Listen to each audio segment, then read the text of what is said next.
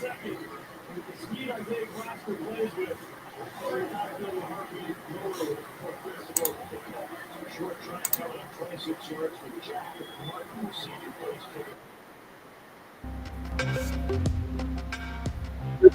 in the background so people get back in here. See how long that takes.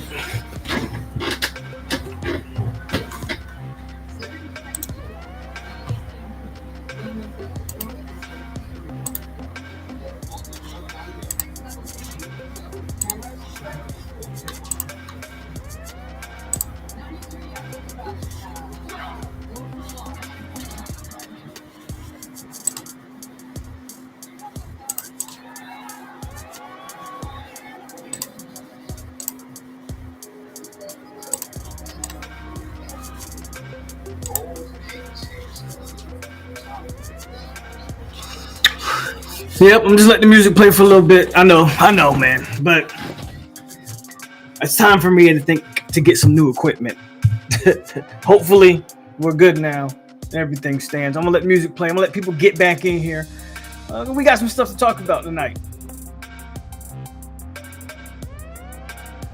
Is my sound bad now?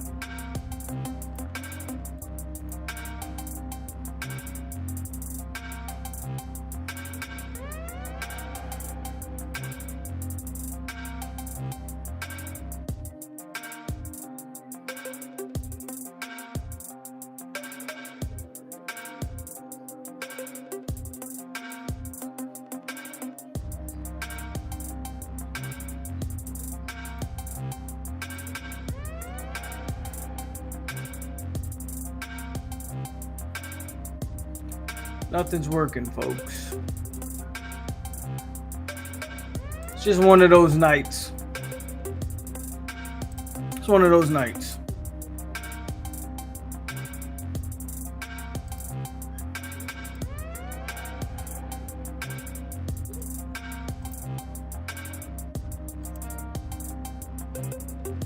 Okay, I sound better.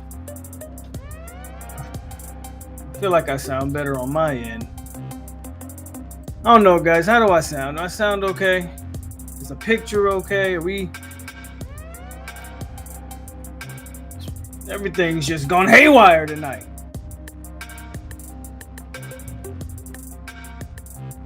Just give me a thumbs up if I sound okay. We won't waste no more time. We'll just get started.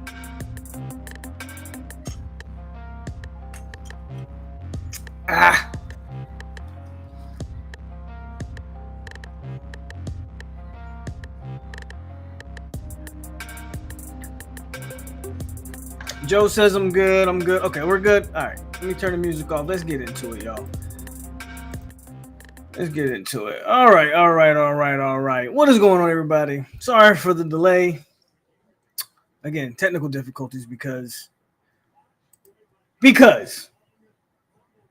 I don't have an explanation. The same way we don't have an explanation to why this offense is as putrid as it is. I don't have an explanation as to why my equipment fails me. It's just, or continues to fail me almost every time I go live nowadays. It's just somebody. I just need to upgrade, and maybe we'll be doing that eventually. Anyway, Florida State played a football game tonight. It went about how everyone expected. I know we wanted to believe. And to be fair, if you look at the totality of the game, that game was winnable. But the offense is what the offense has been. Bad teams do what bad teams. What is Florida State? 8 fumbles tonight. So bad teams do what bad teams do. Are there things to take? Sure, there is. I don't really want to go into too much of this game because what does there really talk about other than you've turned the ball over or he had 8 fumbles? Like what is there really to talk about? If you don't turn the if you don't have 8 fumbles and 5 turnovers, honestly, you're in a position. You know, you're in a position here. You got young players. Some do good, some do bad. I mean, again, young players making young mistakes. Bad teams doing what bad teams do.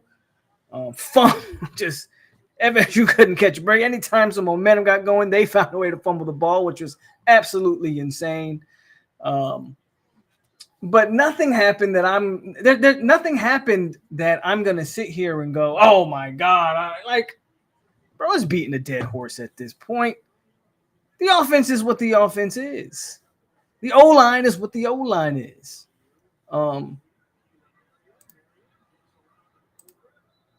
Like I don't care. I am ecstatic. For one, the season is over. I am absolutely elated that the season is over. And the offseason has started off with a bang, and we're going to talk about that. We'll do a quick game, instant reaction to it. But, I mean, what do you want me to tell you? We'll dig into it a little bit. Look, man, before we get started, hit the like button, subscribe, share, all that good stuff. Let's get into it. Like Luke Kromenhoek, there's stuff there with him. Luke Kromenhoek has ability, has tools, has talent. Here's the problem. He's playing way too early. He's prematurely on the field. He needed a year or two to sit. He doesn't know what he's looking at. He can't process information fast enough on a football field at the Division I level in a rivalry game with Florida. He can't process it fast enough. Yes, the O-line's bad. Luke did not help it. And this is not me. Let me be very clear. I am not by any means giving a pass to the O-line. O-line's atrocious, has been atrocious. Alex Atkins should be in prison for the way this O-line ended up turning out. That's why he's jobless. But the young quarterback doesn't help because he can't process the information fast enough. Some of that's also on the play calling. You have a bad O-line. You have a quarterback who's kind of deer in headlights, and we call plays that the routes have to develop. We, 5-7 step back drops, like we're asking Luke to do too much too early. But there is promise there. I do believe that he is young and has some tools. He just needs to sit, watch film, and learn. That this offseason should be jam-packed with that stuff. There is young talent. I hope Amari Williams is okay. Took a nasty hit there. He's one of the talented players to look forward to. FSU has a chance to have a very dynamic tight end group. Like, I don't know how you use those two. I damn sure don't want to see either one of them hit the portal. But you got to use those two going forward. They've got a good offense, a good tight end, young tight ends, potentially some wide receivers. It's hard to tell with the wide receivers when you got an O-line that can't block and a quarterback that can't really get them the ball. I believe this team has a good young nucleus of players that can be built upon. Some guys being thrust into the fire too early. That's kind of what you take from this game. The defense played hard. Some guys, it's time to give them the pink slip and send them on their way. Whether that's to real estate, can't say NFL because I don't see too many people other than number 5 on that defense right now really being an NFL caliber player, or to another program. It is kind of what it is. Going to be some realigning there on the defense. But you have a young secondary that I think you can build upon.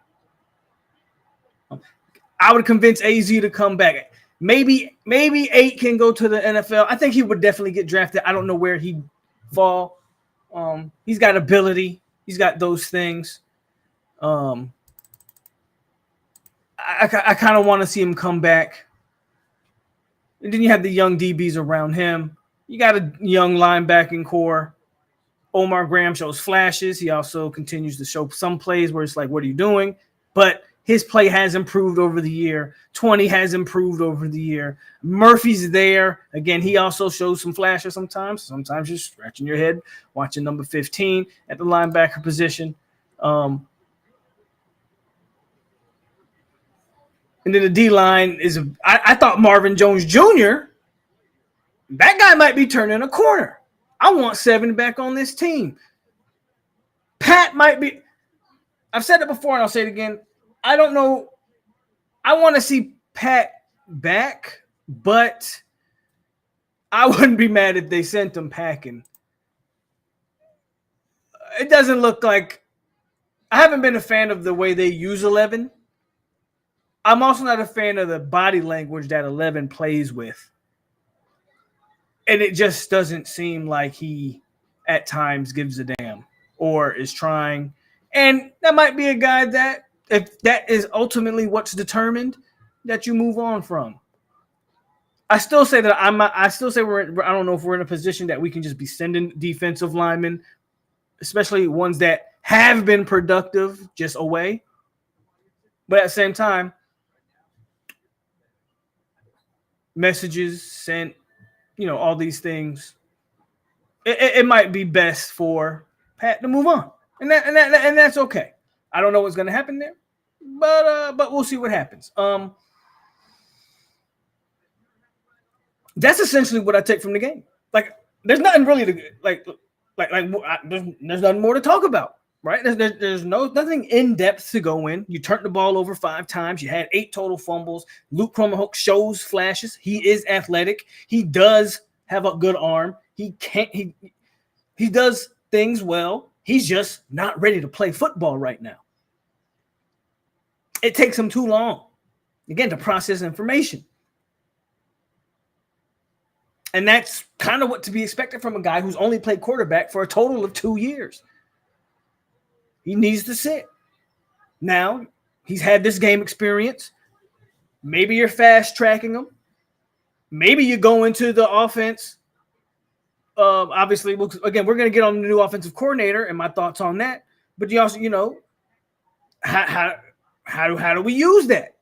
I mean, you take this experience, you take an offseason full of film and weight room work and all these things for Luke. They might be fast. Luke might definitely be. I hope Luke's the guy. Let me be very clear about that. I've said this before and I'll say it again. I want the FSU quarterback for next year to currently be on the roster.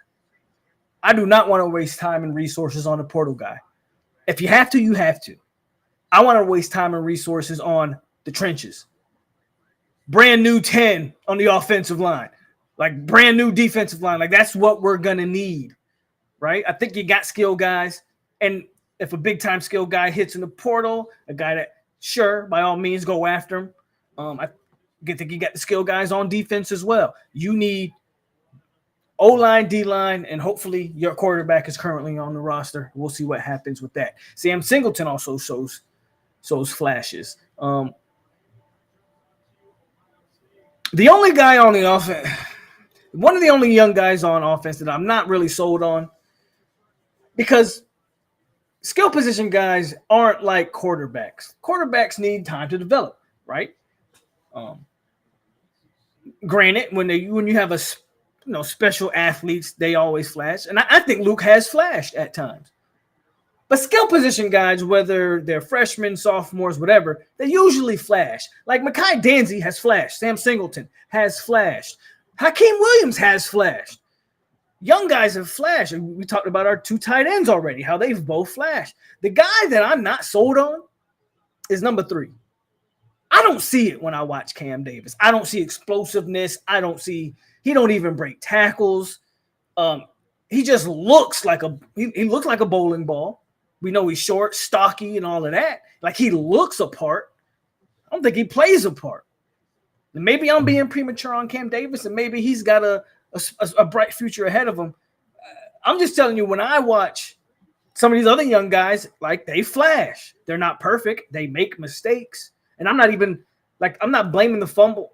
Well, I can blame the fumble on Cam, but I'm not knocking him when I'm not saying that the fumble is the reason I'm saying this about Cam Davis. I'm simply saying that when I watch Cam, for a guy that's built the way he's built, can you at least try to break a tackle? Like, Danzy's built like a scat back. He's in that tour Philly mode. Sam Singleton isn't the biggest running back either, but he makes things happen. And I watch a guy at Cam Davis who's probably listed at like 215, and as soon as a person touches him, he falls to the ground. So I don't see it with number 3. He's obviously a young piece of this team, and that doesn't mean he can't improve and can't get better and all those things. I also know that he's dealt with some injuries, and that's fair. And maybe that's some of the things that's hampering him. I'm just saying that when I watch 3, I don't see it. But I see it in a lot of these other young guys. And again, that's what I'm taking from this game. There's no in-depth analysis that needs to go into a 2-10 team losing to what is now what? What is Florida? 7-5 now? I mean, congratulations to you. Billy with his first winning season. By the way, Billy, you let Mike Norvell bitch you at the end of that game, and deservedly so. The boys tried to plant that flag. They planted it, but it got snatched up real quick. I want to give a shout out to another football player who he could be checked out. As much offensive lineman as we've rotated and have not played this guy, Julian Armella was the first Florida State football player I see at midfield snatching that flag and was ready for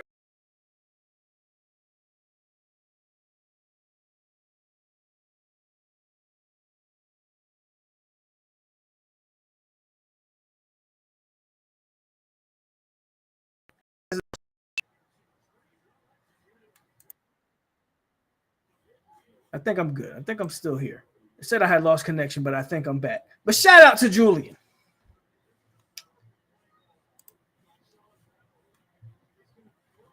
Hold on. Give me a thumbs up if y'all can hear me.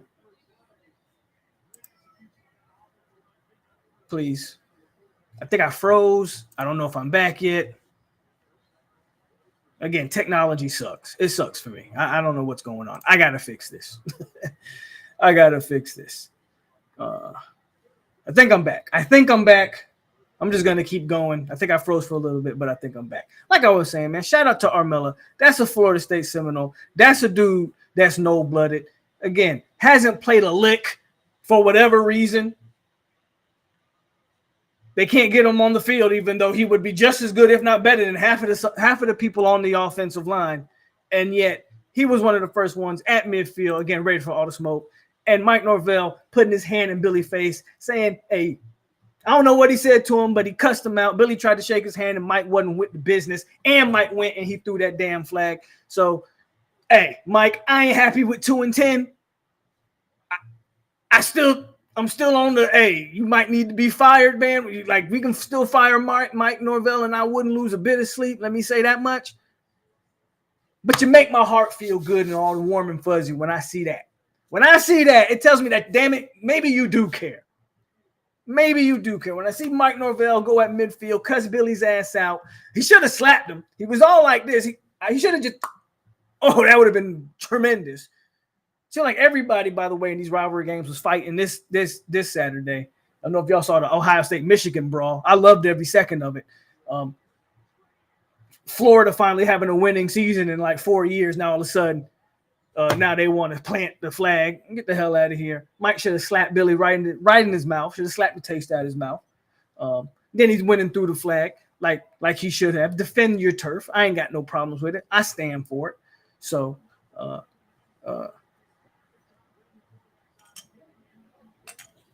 excuse me. I just want to point that out. And I really want to point out Julian Armella. If I was Armella, or I don't know, Patrick Payton, or one of these other entitled seniors, like I didn't know, but Armella was out there. And if you didn't see Armella out there, no one would bat an eye. Like, why would you? But it runs in Armella's blood. Obviously, his dad being former player, he's here. And hopefully the new regime can get that guy on the field. And that's going to segue into us, Gus Malzahn. Because I'm done talking about this game. I'm done talking about this season. Disaster, atrocious, pitiful, whatever adjective you want to use to describe the season and the game. I'm done. But what I am going to talk about going forward is what I said was tremendous isn't the right word. An exciting offseason that I think is to be had. Well, it started off with the bang before the game as FSU announced. Well, FSU didn't announce it. I'm sorry. It was announced by, I forget who announced it first, but it was announced as Gus is resigning as the UCF head coach. and will be the offensive coordinator for Florida State going forward. I'll give my thoughts on that, but I did see a super chat or two. One for sure. I hope I didn't miss another one. Okay, I don't think I missed any more. But let me get this super chat and a few comments, and then we'll get into the Gus stuff. Jeff Hill in the building with a $20 bomb. Salute to you, Jeff, as always, showing love. Says, those turnovers kill me. I'm not saying we would have won the game, or at least let me start over. Those turnovers killed me. I'm not saying we would have won the game where we at least had a shot to have an opportunity to win if it wasn't for all those turnovers. We're killing ourselves. Offensive line is terrible. Yeah, offensive line is terrible. And we definitely shot ourselves in the foot. It was a winnable game by a decent offense. But again, you've watched this team for now 12 games. You know, I know, everybody in the chat knows. If you don't know, you're delusional. That's not a decent offense. That's not a bad offense. That is an historically terrible offense. So the thought that FSU was able to actually going to be able to score enough points to win, unfortunately, you're just fooling yourself if you thought that was the case. Thank you again, Jeff.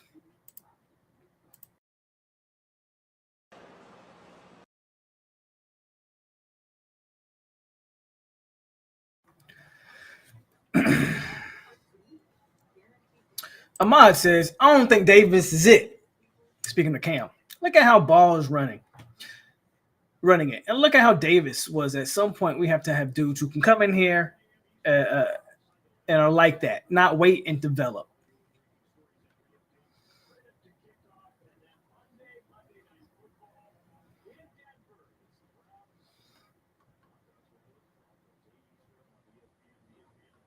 Brandon says, you're saying 3 is Dix reincarnated. Just looked like a player. Fair point. Y'all was on my head a few weeks ago when I said Cam Davis was a marshmallow with rigor mortis in his hips. I don't even remember if you said that or not.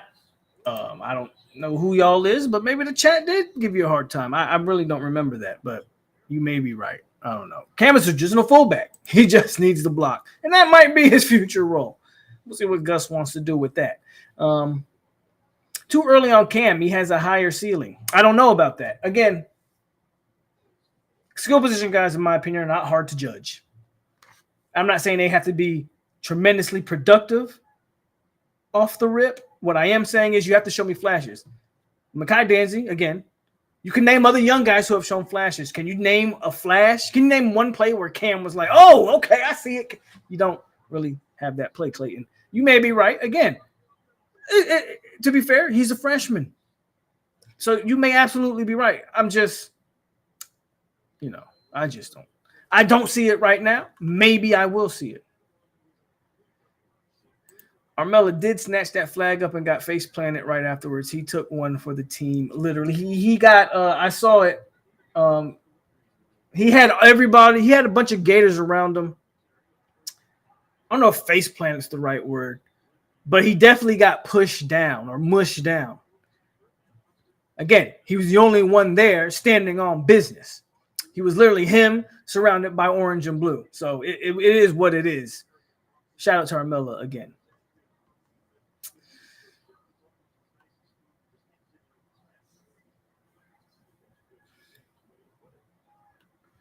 FSU Tony says Rob was trying to spin it like Mike Week for it. No, if he had let it happen, exactly. Mike is in a he's damned if you do, damned if you don't. Let's just be honest. Let's be real. Let's be real. If he doesn't do anything about it, he's weak, he's soft. The Florida State fan base is probably on his head. Not only did you go 2-10, not only have we had this abysmal season, you don't even show any, fire at the end of the game. They don't plant the spear on your home turf. Well, who the hell are you? So he's damned if he does that. And then, as we see, he's emotional. I said people talk about he's emotional. Well, damn. He's damned if he does, damned if he doesn't. I like the fact that he got in Billy's face, and I'm pretty sure he told him, like, this is some unacceptable bullshit. This is your team. You should be able to control them. I'm pretty sure this is Billy's first time beating Norvell. I'm pretty sure FSU could have planted a flag on Florida's home field, and Mike probably told him not to do such a thing. So I think that probably was the point Mike was probably getting down. I would love to hear what was said, maybe some more explicitives. And I love the fact that he threw the flag. Absolutely love it. Just like I liked when Willie Taggart stopped Florida from doing that previously. He didn't do it with the same fervor, but Willie got in there and was like, no, y'all not doing this here. Mike did the same thing, just a little bit more enthusiastically.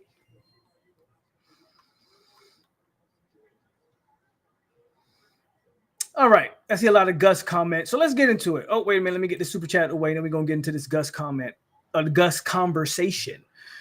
James with the $20, $19.99. My bad. What we thinking about Gus? Anybody heard anything about who the DC is going to be? We about to talk about that now. I don't know so much about DC. We're going to definitely talk about Gus right after this. Thanks for that, James. Clickety clank, the money goes into my piggy bank.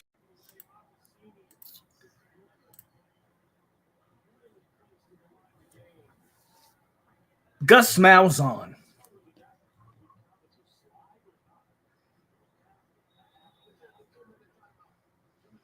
Sorry, guys.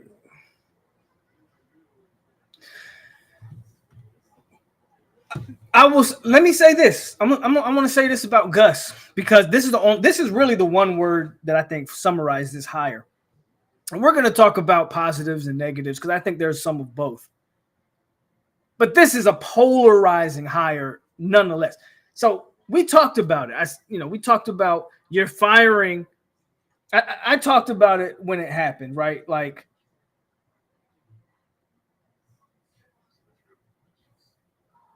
I talked about it when it happened. You're going to fire both coordinators?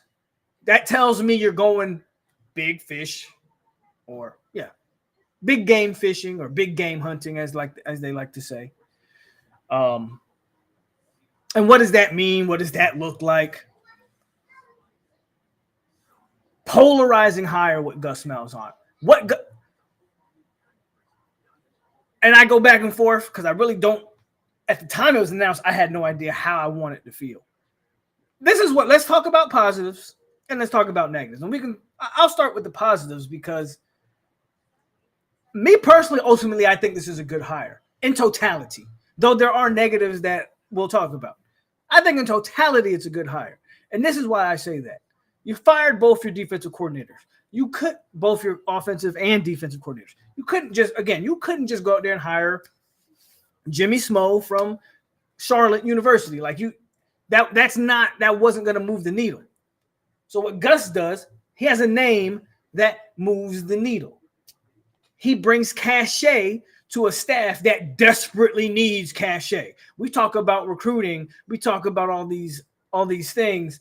I want you to go check UCF's recruiting class right now. Well, what was left of it, since Gus has been announced, they've had guys hit the portal and decommit, but really good players. Now it's UCF. They recruit how they recruit, whatever the case. But they're guys that Florida State could probably use right now. He brings cachet, man. He brings a name. He raises the eyebrows, I think, of players. Yes, he's 59. Nick Saban was 70, and he was still Nick Saban. Now, granted, I'm not saying Gus is Nick Saban. I'm just saying, what did Pretty Ricky say? Age ain't nothing but a number.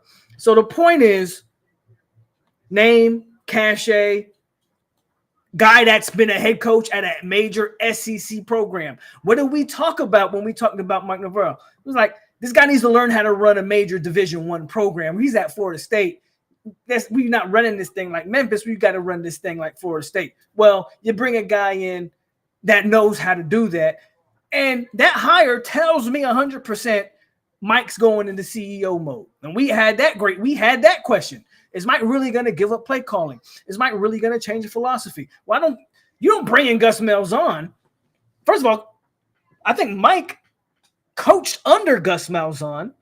So he's bringing in a guy who he obviously trusts. They have the same offensive philosophy. One thing about Gus is Gus's scheme has always been superb. And I'm going to get into the negatives here later. But Gus's scheme has never lacked. I'll tell you what's lacked and when we get to the negative side. So the scheme's going to matter, or it's going to match what Mike Norvell wants. He's got a guy that he trusts to call and essentially run the offense, because that's what's going to happen.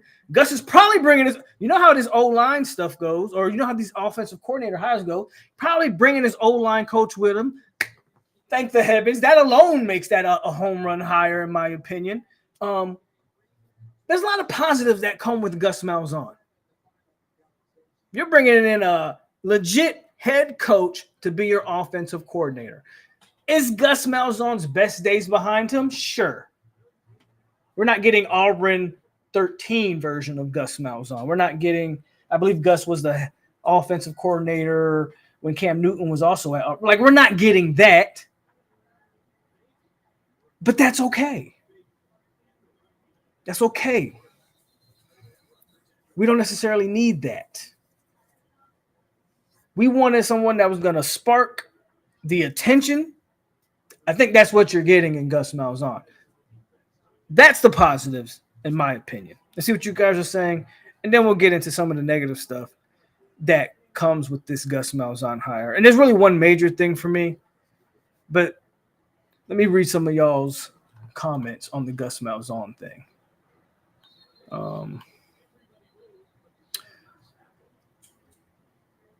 Dupree says, this is a good hire. Malzahn going to have this offense putting up points.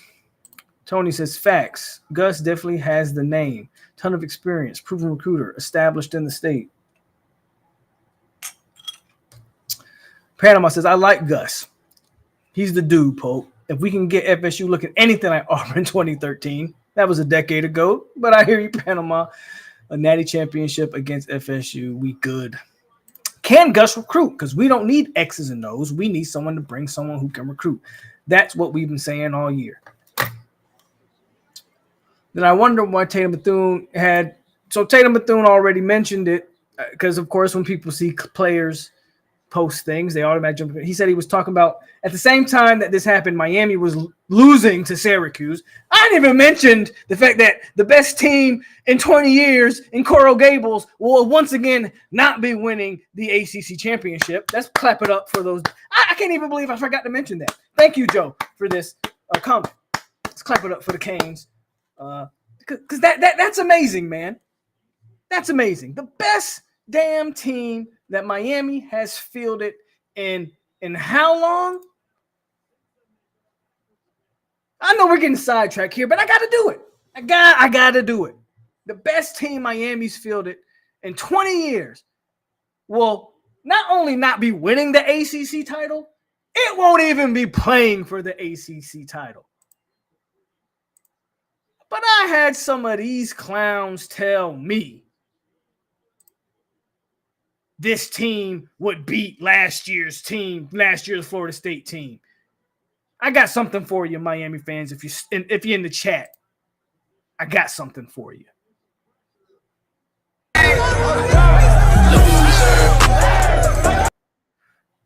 Oh, wait a minute. We'll do it again in case you didn't see it.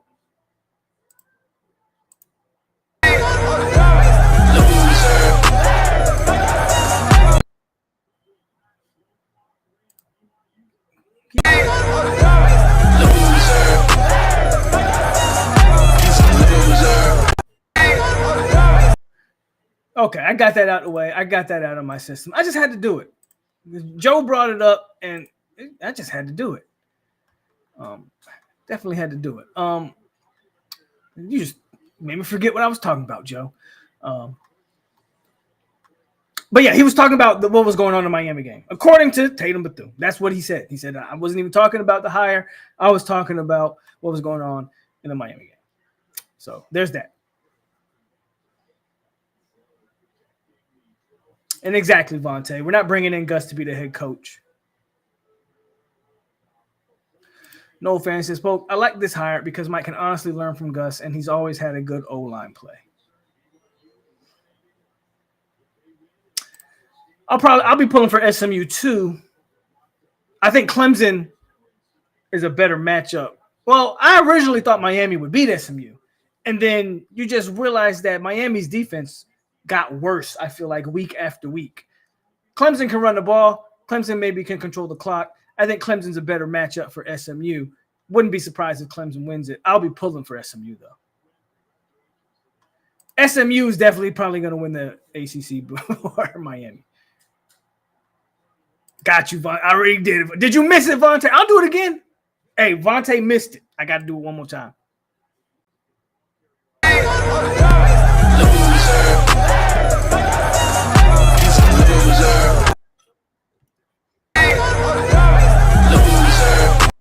All right.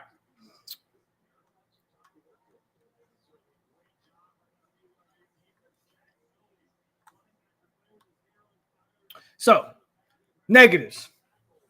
The biggest problem I have with hiring Gus Malzahn, one for sure, his best days are behind him, right? Gus Malzahn hasn't had a decent quarterback evaluation in 10 years since Nick Marshall, if we're being quite honest with you. That's my biggest concern. We talk about quarterbacks. Now, I think if he gets the right one, he can scheme them. When's the last good quarterback Gus has had? When's the last good QB eval he's had? He hasn't had one in forever. I mean, hell, they just took Buddy from Arkansas. You see how that KJ Jefferson, right? You just took him. Gus hasn't been able to really evaluate that position in the last decade. That is a concern for me. If we're not confident that Luke Kromenhoek, it seems, by all accounts, it seems like Brock Glenn's out. I don't even know if I saw him dressed. Did anybody see 11, like even on the sidelines? I don't even know if I saw that. Trevor Jackson will probably have an opportunity. He seemed like obviously a guy that would fit what Gus wants to do offensively. So at least we have those two guys, Luke Kromenhoek and Trevor Jackson. By all accounts, it seems like Brock Glenn's probably on the outside. If we are talking about a portal guy or whatever, again, now can you offset that with, I mean, Mike Norvell doesn't have the greatest track record of QB evals. We will see how Luke Kromenhoek's turn out. That would be the good one if it turns out. But everything prior to that has been pretty bad, if we're being honest with you, right? Norvell doesn't have the best track record with QB evals. Gus hasn't had a good QB in 10 years. That's really the biggest negative I have. 59 years old, someone brought it up. That's definitely something I would say, he's older.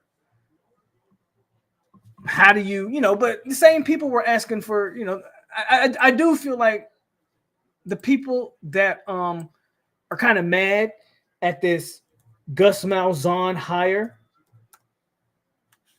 like, you're the same people, because again, I watch and I listen. A lot of these guys were the same people asking for Dan Mullen. Now, I don't know how old Dan Mullen is, but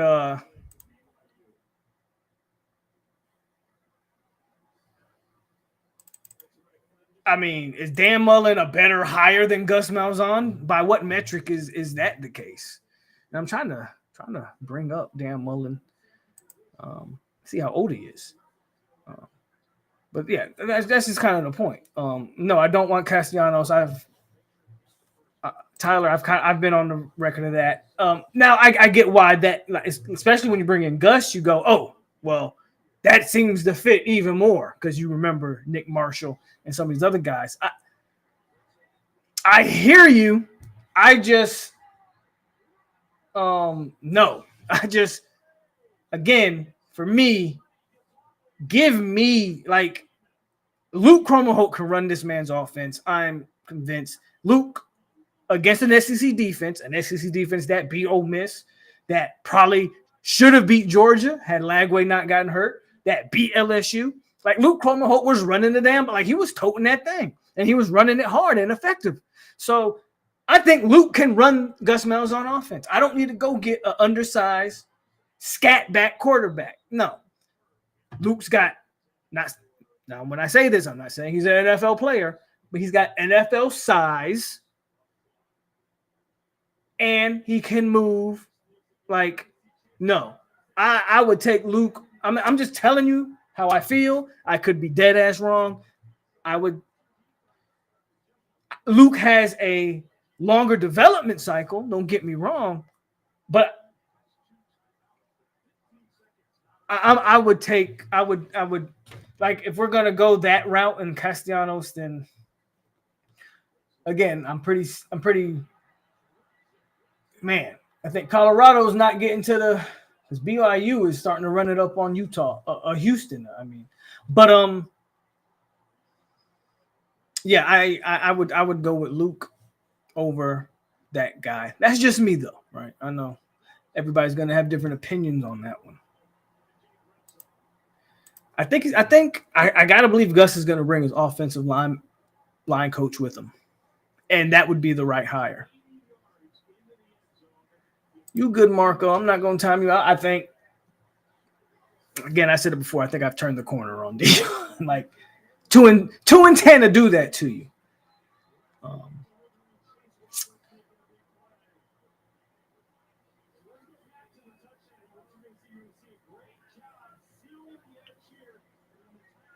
I'm not sure.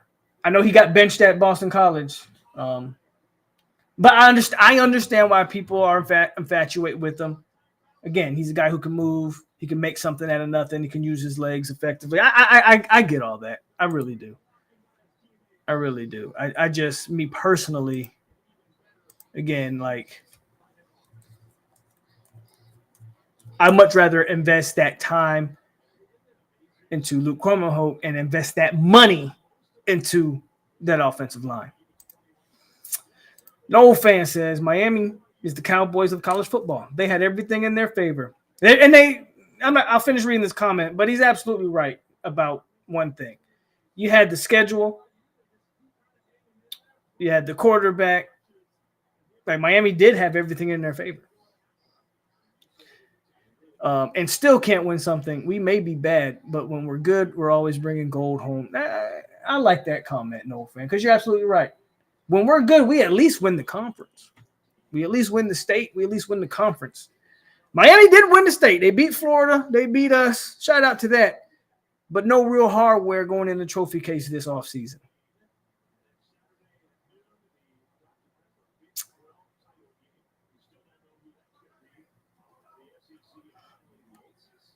Well, again, I'm not asking him to be a head coach. That's the same thing we're asking Mike Norvell to do, right? Demote himself from the OC because he's got too much on his plate, right? So I'm not asking Gus to be the head coach and the offensive coordinator. I'm strictly asking him to be the offensive coordinator. Let's see how that – I'm more intrigued with how that plays out, that Gus doesn't have to do head coach stuff and can just focus on the offense. 100%. Again, his scheme isn't the problem. It's been the quarterback evals for Gus Malzahn over the last decade. We'll see what happens with that.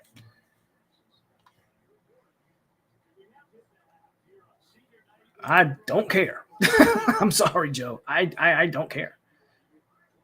War Chant saying we might know the DC in a few days. That's the next, that's going to be the first domino is falling.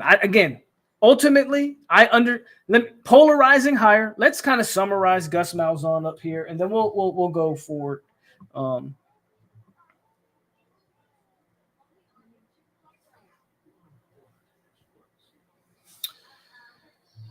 want to summarize it up like this. Polarizing hire. I am not mad at anybody that doesn't necessarily like this hire. I understand why you don't like this hire. Gus Malzahn in 2024 feels like when Miami hired Charlie Strong when Mario first took the job. And remember how I said, bro, this isn't Charlie Strong from 2011 at Louisville, right? This is Charlie Strong now. And you see how that turned out. So I completely get it. I completely understand why in 2024, when you hear the name Gus Malzahn, doesn't resonate with the fan. Unlike Charlie Strong, Gus Malzahn has been a head coach for the majority of this time. People that like this hire, again, I ultimately fall on the positive side of this hire, though I do, again, understand and recognize like the shakiness or this is definitely a boom or bust hire. This is definitely a hire that may get this guy fired next year. Or you'll look back and go, damn, he hit, right? I do think this is not a safe hire. And to be frank, that's one of the reasons why I like it. To be frank, that's one of the reasons why I like the hire, because it's not a safe hire. Norvell was not in a position after 2-10 to make a safe hire. That's one of the reasons why I like the hire. He needed to make a splash. Whether you don't like it or not, I accept it. I'm not here to debate it. I'm just here to give both sides of the story because I understand the reservations of Gus Malzahn as the OC. I get it. I'm not telling you you're wrong. But again, I'm on the side of like, we talked about a head coach that needs some cachet on his staff, a guy who can go in living rooms, a guy who will have the attentions of recruits. Again, look at UCF's class. Look at the guys that have already decommitted. Some guys have hit the portal. I think FSU is going to have a good shot at all, if not most of those guys. Not all. Guys will go elsewhere. But I think some of those guys will follow Gus over here. Like, that's the positive side of it. So, to summarize, polarizing. It's a boom or bust, but it's what I wanted them to do. They went out and got a name. Let's see how it works, man. Let's see how it works. And if you don't like it, again, I'm not here to tell you you're wrong because I get it and I understand it. Jeff with another $20 bomb says, I like the hire overall. I don't think it's permanent. I think it's a good, safe hire. I disagree. I don't think it's a safe hire. I don't think it's a safe hire. Gus Malzahn, in my opinion, is not a safe hire. But I'll continue. I think you can go for an upcoming coach later after Gus leaves. See, I love. Thank you for showing love, Jeff. Like always, you know, I love you and I love your comment and I love that you always participating in the stream. I disagree with this comment overall, except for the first part. I like the hire too, but I don't think it's a safe hire, and I don't think it's a. How do I say it? Because you're insinuating that this is like a temporary or like an intermediate hire to a bigger hire. No, I don't think Norvell has that luxury. I don't think Gus Malzahn is a luxury hire that he can hire this guy and say, well, we're going to get another guy in 2 to 3. No, Norvell's head coaching tenure is hinging on Gus Malzahn. I absolutely don't think it's a safe hire at all. I don't think it's a safe hire, and I don't think it's an intermediate hire to where you're trying to. No, a safe hire would have been like the Oklahoma guy that everybody was rumoring about, or to a degree, Brendan Marion would have been a safe hire just because of where his trajectory is going. That would have been like the next logical step. I don't think Gus Malzahn is a safe hire at all, and I think Mike Norvell's future at Florida State hinges on Gus Malzahn in a lot of ways.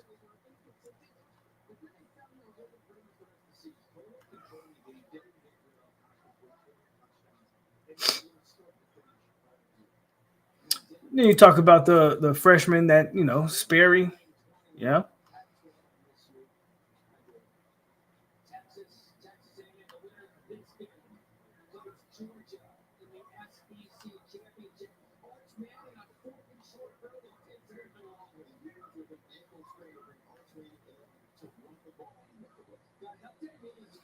I don't know if we overpaid him. I see people talking about overpaying him. The man was making $5 million to be at the head coach at UCF.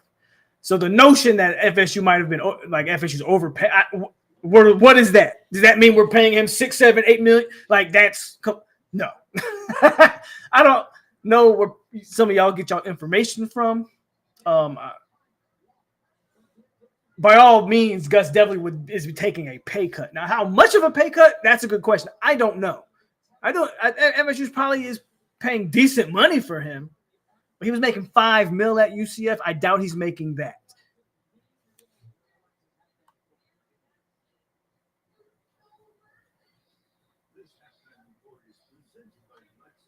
And see, I disagree with that. This comment would make sense if Gus hasn't been a head coach for the last 11 years. Yeah, he has. You say he hasn't. These kids don't know who he is. These kids are committing to his program. Again, UCF.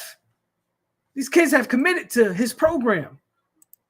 He absolutely is in these kids' living room. He coached at UCF, so I don't like. They know who he is. This isn't a situation where you're hell. This isn't a situation where like you're getting Bob Stoops off the couch or somebody. Gus Malzahn is actively recruiting and has like so. No, I don't. I disagree.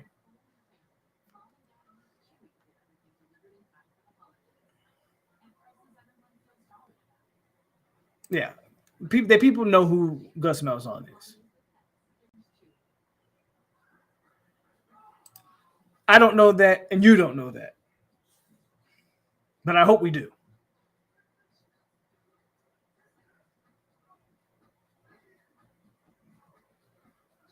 Yeah, that's why I said it's a polarizing hire. That's like the definition of exactly what I said. Hank, thank you. Yes, for every positive there is a negative. This isn't a safe hire. It's definitely a hire that, again, if you guys that don't like the hire are trying to convince me to not also like the hire, you're not going to do it. The same way I'm not going to convince you to like the hire. I get it. But the same way you say for every positive there's a negative, vice versa. For every negative there's a positive. So now what can you do but sit back and watch it play out? That's where you're at after 2-10, but that's where you had to go.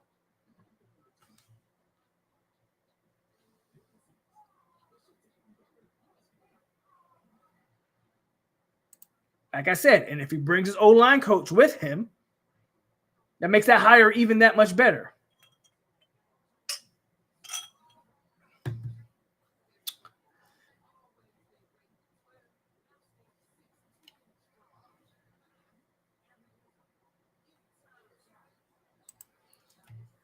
Maybe, but again, track record, SEC coaching, head coaching experience, he's played in a national championship as a head coach. Maybe he did hire him because of his buddy. But hell, he hired Adam Fuller because he was his buddy. And that dude didn't have a resume better than me.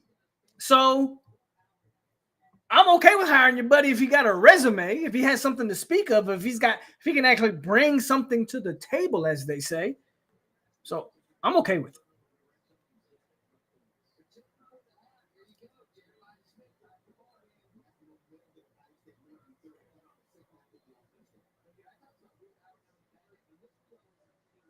This rebuild would be 10 times more difficult than when he got here.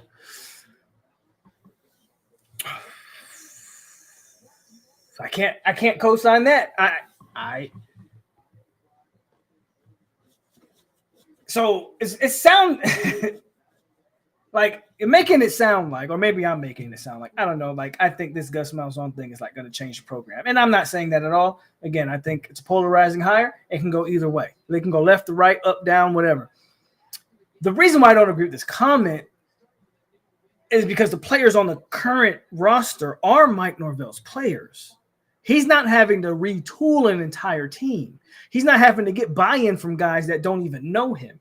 Everybody that he's recruited knows him. That's what makes year 5 even that more egregious. You got me there.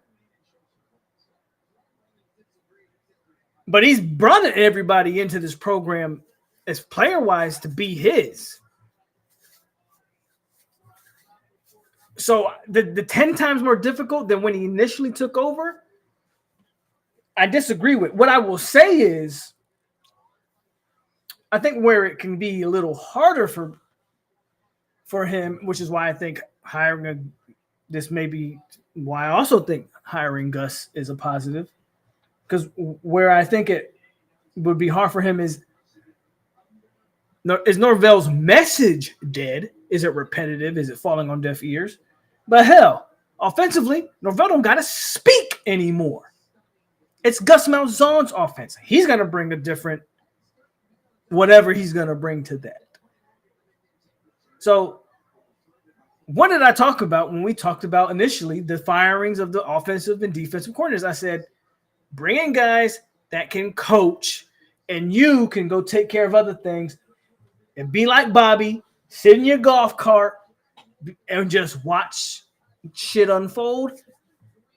I think that's the first piece to that. We'll see what the defensive coordinator looks like. But offensively, I think this hire tells me very much hands off.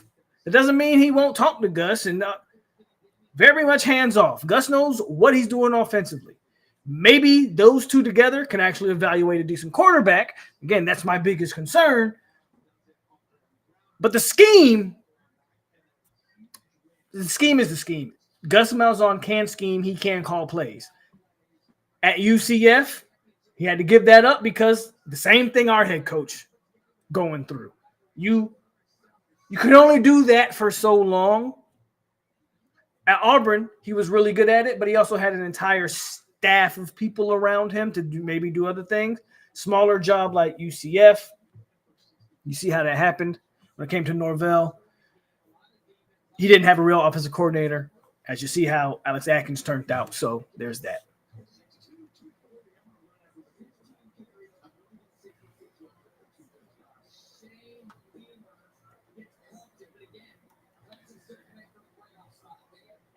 I didn't rate it. Again, I'm not rating this hire. Again, this is a polarizing hire. This is a hire that I completely see just by the comment section alone. Some people hate it. Some people are going to love it.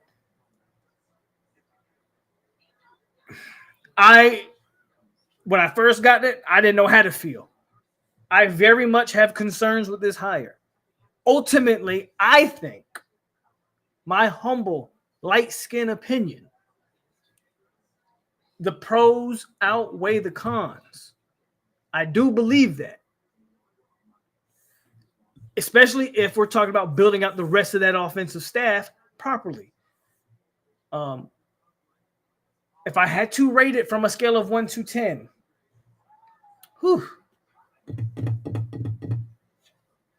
I don't know if numbers do it justice because of what I just said. I think this is boom or bust. I don't think there's an in-between with this hire. I think this hire either gets Norvell fired, or we're talking about a team that's averaging 42 points or something. Like, seriously, that's how I really look at it. I think it's boom or bust. I think you're either getting fired off of hiring Gus Malzahn, or you're talking about having one of the top 10 offenses in the country. So I can't give it a number because no number, in my opinion, does that type of thing justice. What do you want me to say? You know?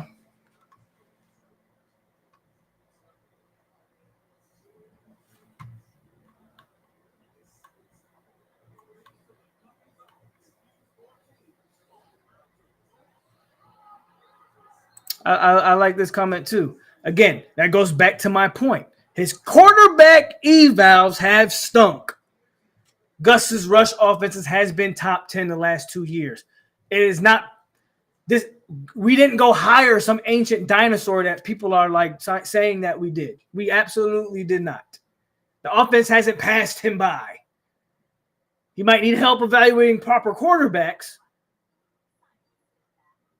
We bring in his O-line coach, the way he schemed. Again, boom or bust. We'll see what happens.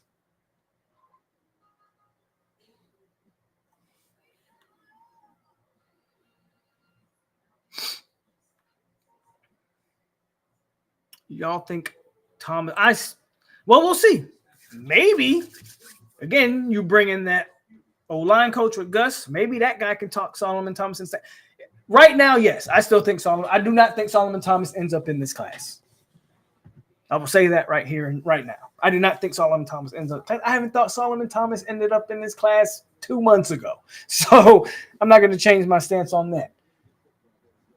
But you hired Gus Malzahn. For everybody that's saying, oh, nobody knows who he is, well, we'll see what happens. Jeff says, POLK, anyone, do you think that it would be best for the defensive coordinator position would be like a guy from Oregon? I know a lot of people talking about the guy from Oregon. I'm interested to see how that defensive coordinator position ends up shaking out.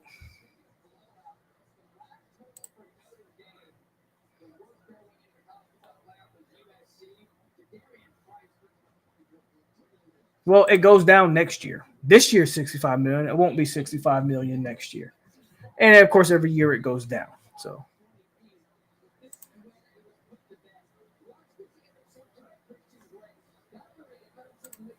UCF football recruit. They've had multiple guys decommit since the announcement of Gus Malzahn. I don't know if you just looked that up, by the way. They've had at least, don't get me, I don't want to be mistaken here, but I'm almost positive. I know for a fact 2 4-stars have decommitted from UCF, and one player has already hit the transfer portal. Like a 6'5", 290-pound defensive lineman has already hit the portal from UCF. Since Gus Malzahn has resigned. And that wide receiver that we all wanted, that might be another guy. So I don't know what their recruiting ranking was before those guys decommitted. So I know you can bring it up now, but what were they before that? I'm not sure. You can't talk much about recruiting when Florida State's recruiting the way it is. So UCF versus Florida State, I bet you before Gus Malzahn had those, or before UCF had those decommitments, I bet you they were ranked higher than Florida State. Gus won a chip with, not as the head coach. He's never won a chip as a head coach. But he has won a chip as an offensive coordinator.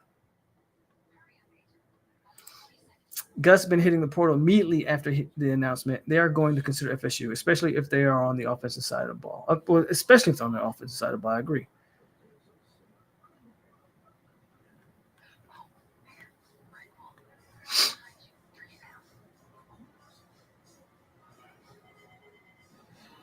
I don't know, Jen. Ask Gus why he decided to resign. My guess, my honest to God guess is, and yeah, Mobile brings a good point. Chip Kelly did the same thing at UCLA.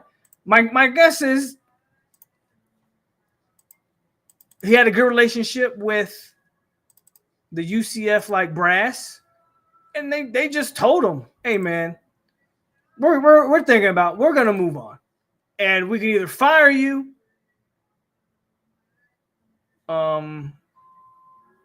which then they of course would owe him money, which I don't know why Gus would leave that money, but again, maybe a conversation happened. They just gave him a heads up, like, hey man, we're moving on. You can either resign or get fired." And I guess he just decided to resign. I mean, that only one who knows why he did what he did and why he left that money on the table and that buyout, only one that knows for sure is Gus Malzahn and UCF. He did not win a natty as a head coach. He was Cam's offensive coordinator with Gene Chizik, I think was the head coach at Auburn. So he won a national championship with Cam Newton. But as a head football coach, he did not win a national championship.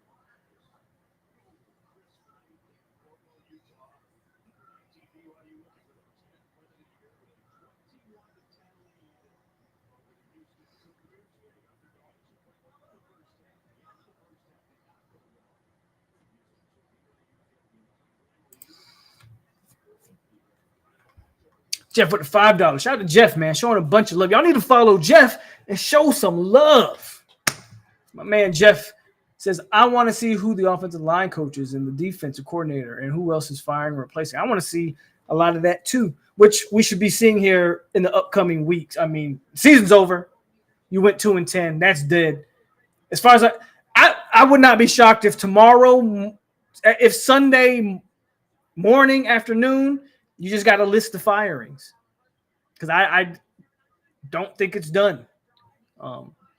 Especially defensively, we only fired one guy. I'm interested to see.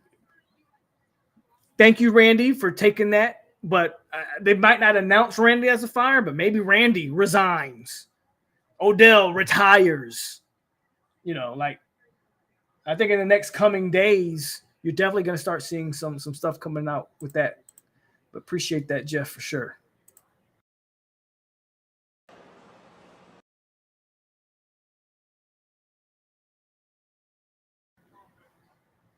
Maybe he can bring Fox with him. Yeah, I think we've passed up on that for. I think Amari and Landon are better than that. Now, granted, I didn't watch Fox, so I don't know for what he did this year. That was the other tight end that we were in for last year. But is he better than the two freshmen we already got? I mean, damn, what are we going to run? three tight end sets? No. So, well, we don't need that.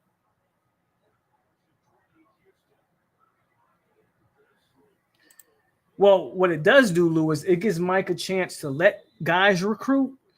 And now you can focus on you can be a closer. You can now, let those let the recruiter recruit. And we'll see now, can you go into a living room in a kitchen days before signing day and seal the deal? That's what now I think this allows you to do.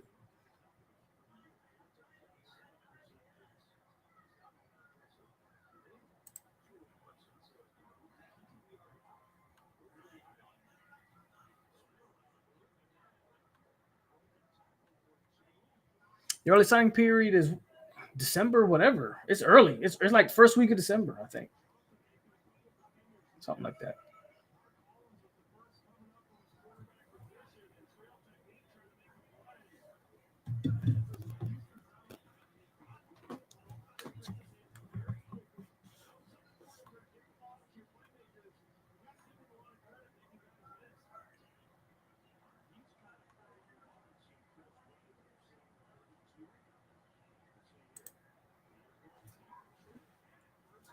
I think I talked about that. I listened to a space of hers.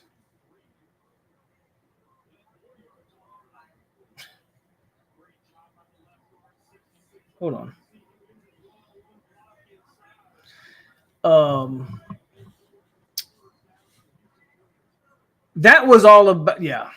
She talked about basically how she was.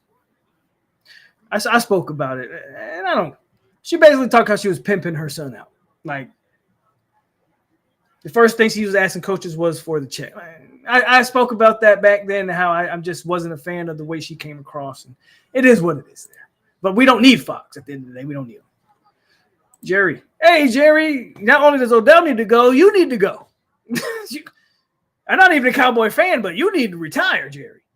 Don't call for Odell's job without you first retiring. How about that? I don't think we have to worry about that.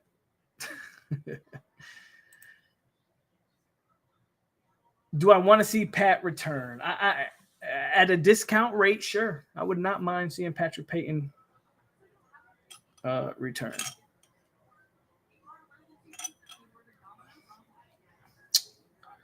Though I definitely think he needs to play up to potential.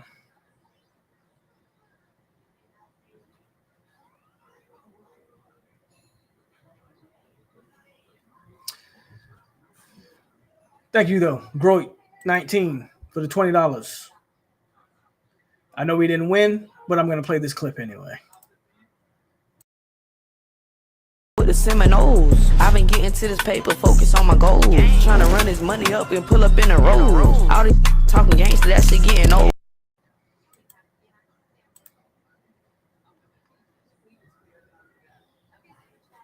Facts. League minimum. Like a two-way deal. Can we get Pat on a two-way deal? I don't have a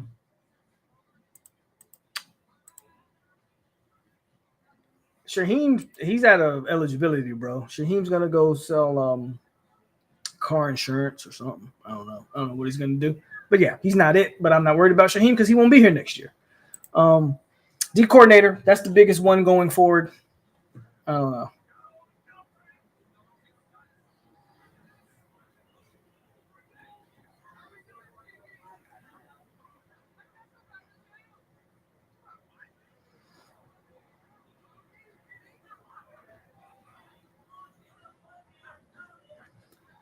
I'm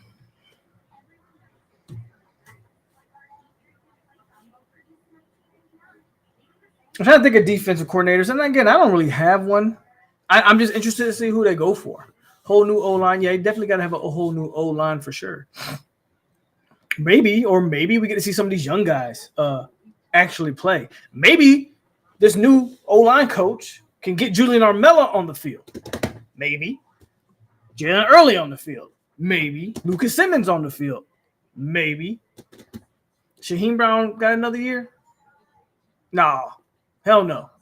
Y'all lying to me. I don't believe you. Shaheem Brown been here since 2019, ain't he? 19, 20, 21. Man, Shaheem Brown need to go. I don't think Shaheem. Okay, so if he is here, or if he does have, another year, that's definitely a guy. Your young guys are better.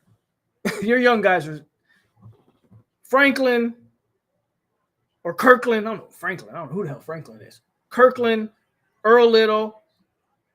I'm concerned about Hussey. Because I haven't seen him the last couple days. I really hope they didn't give up on Conrad. Like, I would take Conrad over Shaheem Brown any day of the week. He's a true sophomore. Please bring Conrad Hussey back. Now, if he doesn't want to be back, obviously, whatever the case. But please do all you can. Don't give up on Conrad. Don't give up on these freshmen and sophomores. Shaheem Brown can definitely walk. If I'm Florida State, let him go. I'm sorry. He's been here too long. I'm not sure what you're going to get out of that. But Earl Little, 0. Kirk, I keep saying I was about to call this man Kirk Franklin.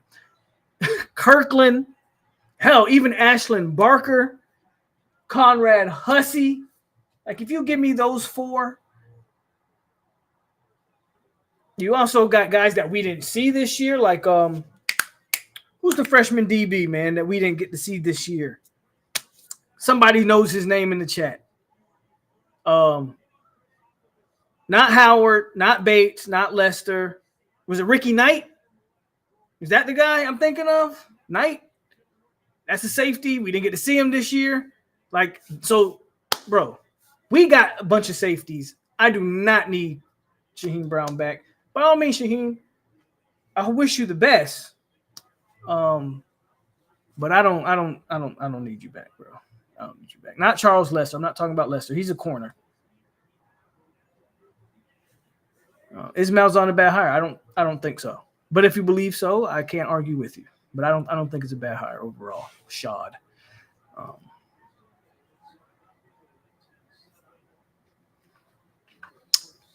They're saying Conrad got okay. So if Conrad's hurt, then I feel a little bit more at ease. Yeah, we had another DB, man, that we didn't see this year. I think it was Ricky. I think his name is Ricky Knight. I think it's Ricky Knight. I know Howard was hurt for the year. Kai Bates, Charles Lester, and then we had, I think, Knight, who's like more of a safe, traditional type safety. So we'll see how that plays out. Because somebody's got to, damn it, play safety. And I know Lester's not a safety. They was billing Howard as a corner. I think Bates can play either or. I think Bates played more safety in high school. I don't know some more. I know Knight played a lot of safety in high school. So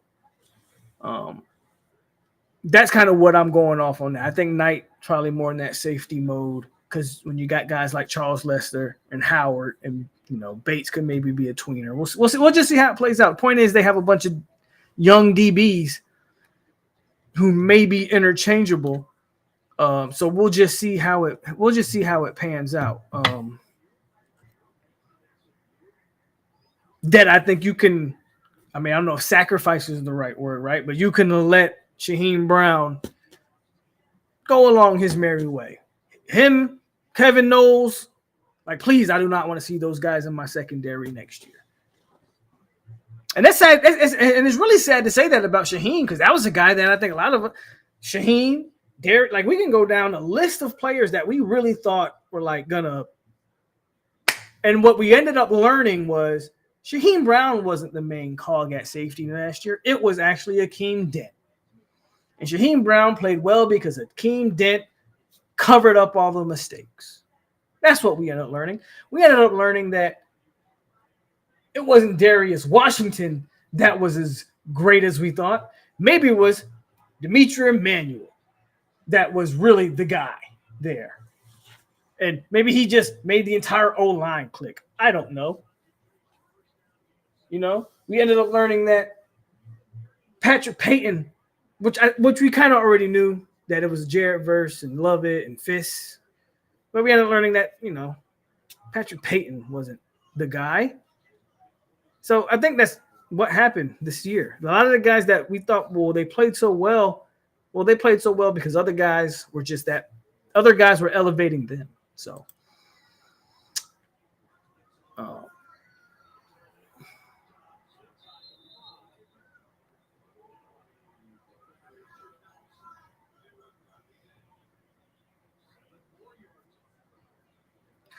well, yeah, like I was saying, we learned that a lot of the guys that we were counting on, Edwin's a good one, obviously, right? You got to keep Edwin in the mix. But a lot of the guys that we were counting on this year, what we ended up learning was they benefited from playing against or playing with, they literally played with NFL players, right? Now, we knew Kevin Knowles was bad because he was bad last year, but that was at safety. So we thought, okay, you move him back to slot, maybe he'll be all right. Well, Kevin Knowles kind of ended up being what he was. Amarion Cooper, I still don't understand why we brought him back from the portal. I don't even think he sees the field anymore. Why did we bring that Miami transfer in, Brown? I don't even think he sees the field anymore. So we ended up learning that a lot of guys that we were counting on to be like the guy this year ended up not being the guy. And quite frankly, they were only relatively good because they were playing next to NFL caliber players. So, but yeah, man, like I said, I understand, man. I completely understand if you don't or you are not a fan of the Gus Malzahn hire. I'm not here to convince you to be a fan of it. I'm here to give you my opinion on it. I'm here to tell you what's good, bad, or whatever the case on it. But ultimately, ultimately, again, polarizing, right? Boom or bust. This is either going to work wonders or maybe we're having the same conversation this time next year. So you just got to take it for what it is, right? You just got to take that for what it is.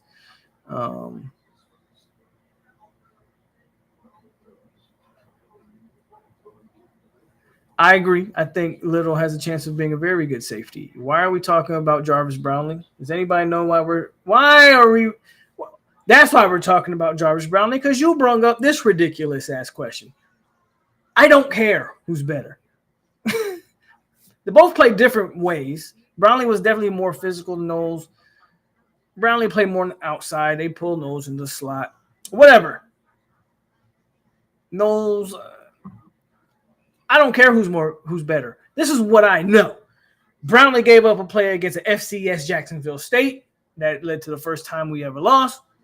Take that for what it's worth. Johnny Wilson bent Brownlee over and had his way with him, X-rated style, when he played for Louisville. Take that for what it's worth. I'm not going to speak on none of it no more. I don't know why we're talking about this. Y'all ain't going to get me to say anything nice about Jarvis Brownlee. I'm sorry. Who's on the DC hop? That's one of the great questions too, Tyler. I have no idea. There's like the fan speculation, but I don't know who's hell, Gus Malzahn wasn't an option until Gus Malzahn was the option. Gus Malzahn was not on anybody. And I know it's coming. I know it's coming. Y'all are going to go watch one of these other channels and they're going to tell you, oh, we heard about Gus Malzahn a week ago. I know it's coming. Anybody that tells you Gus Malzahn was on the radar is a damn lie. Gus Malzahn wasn't on the radar until Gus Malzahn was the radar. So maybe the DC's in the same situation. I don't know. There are going to be people that are going to say, oh, we knew about Gus Malzahn a week ago. I knew about Gus Malzahn a couple days ago, but I couldn't break it. Guarantee you that's going to be said. No, if I'm still laughing at Miami. Mama says they're ornery because I'm still laughing at Miami too, man. I'm still laughing at them too.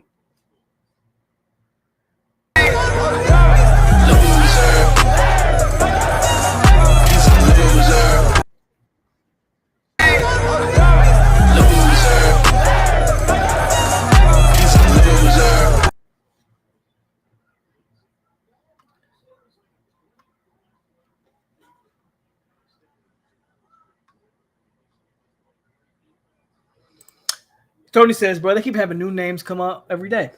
247, all of them, but none of them said Gus beforehand. It was completely left. Yeah, exactly.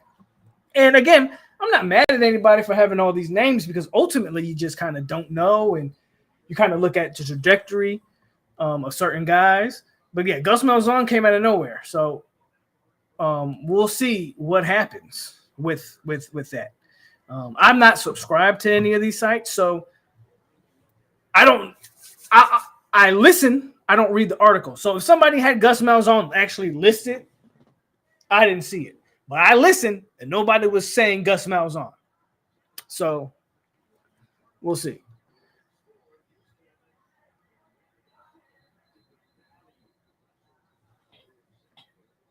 See, he says he read it. I didn't read anything because I'm not subscribed to War Chant, so I wouldn't know what an article said. I know they never said it verbally.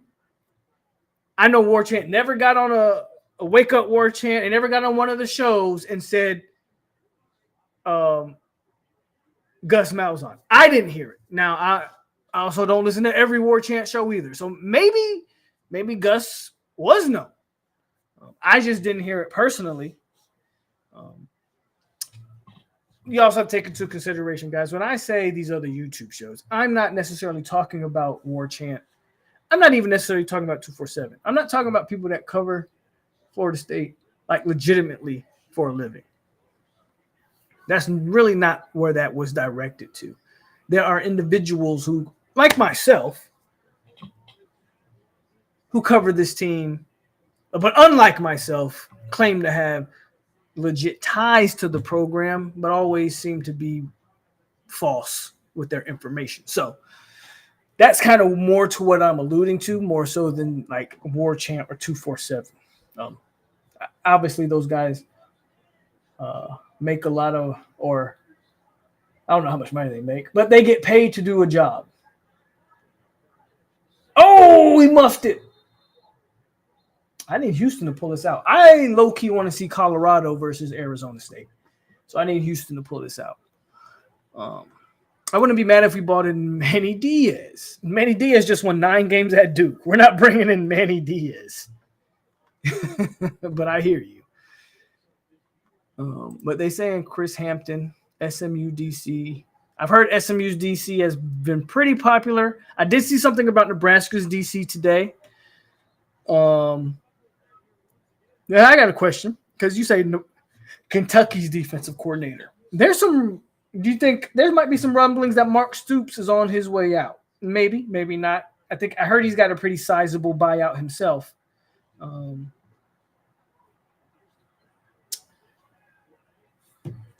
Would anybody be against Mark Stoops coming back on as the defensive coordinator?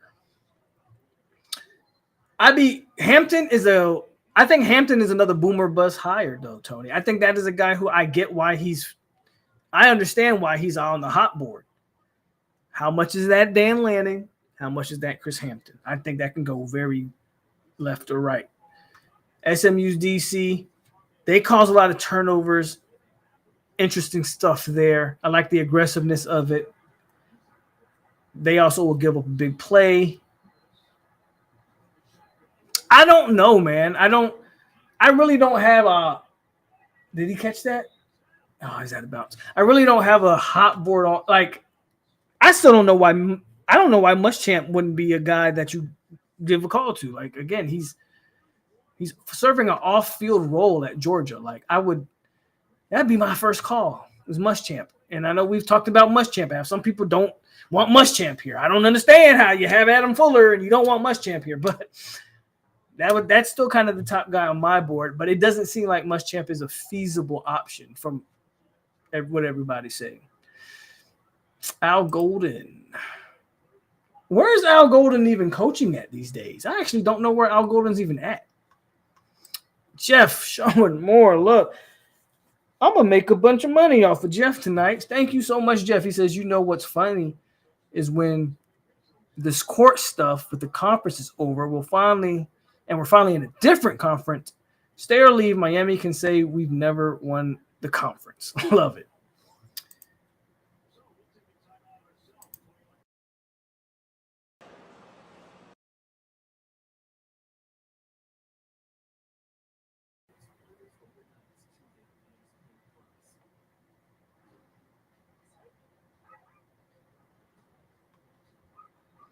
Well, the problem with Venables, I see a lot of y'all saying Venables. Y'all realize he's the head coach at Oklahoma.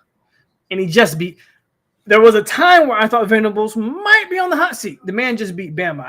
I'm pretty sure they lost to LSU today, but he beat Bama. I don't think Venables is going anywhere, folks. And, by the way, another reason why you know Venables isn't going anywhere, because they allowed him to fire offensive coordinator like midseason. So that tells me that they're going to let him retool as well. So Venables isn't a realistic or feasible option, fellas and ladies, for those that – if there are any ladies. I did saw a pretty Noel girl in here earlier. But, yeah, Venables isn't not going to – that's not going to happen. I recently got on 247 a couple of days ago, and I had unsubscribed. Why? Why do you want to subscribe? I mean, it's your money, so I don't, whatever. Before, but I hadn't heard anything mentioning Gus, for real. It was Marion, Joe Craddock, and the list basically stopped there.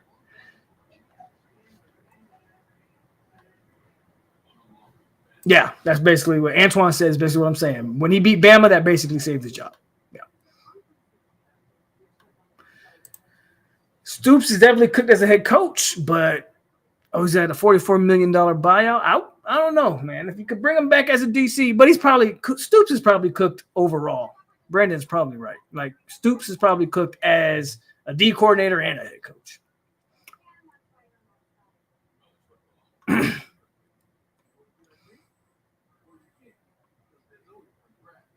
The Irish defensive coordinator. So, he's the DC at Notre Dame? Okay. No, I didn't say anything bad about Golden. I just didn't know. I did not know he was legitimately. I did not know if he was the DC there. Like I legit didn't know.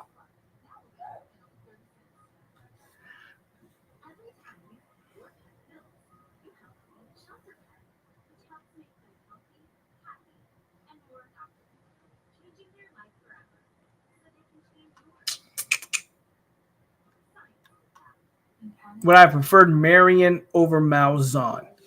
That is actually a good question. I can say, yeah, I think I would have preferred Marion over Malzahn. Even though I like the Malzahn, I feel like I'm in the minority. I feel like that. That's not saying I am. The Marion's younger, but Marion, I can kind of talk myself out of it, but I'm not going to do that. One thing I like about Marion is that he was very much a salesman. He very much got himself over, to use a wrestling term. He was able to market a go-go offense and market all these things that I do think the kids look at in today's day and age of social media and would have gravitated towards. So I do think that his offense is effective.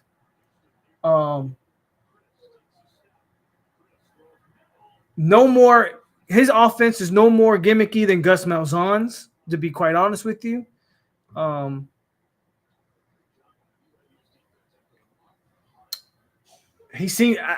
think Marion seems to be more in tune with the quarterback position. Again, one of the negative things I said about Gus was the man hasn't had a good quarterback eval in a decade.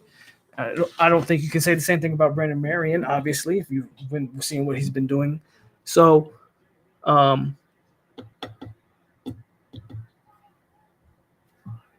Yeah, if I was to pick again, I like the Gus Malzahn hire, but I would take the young up and comer over the old.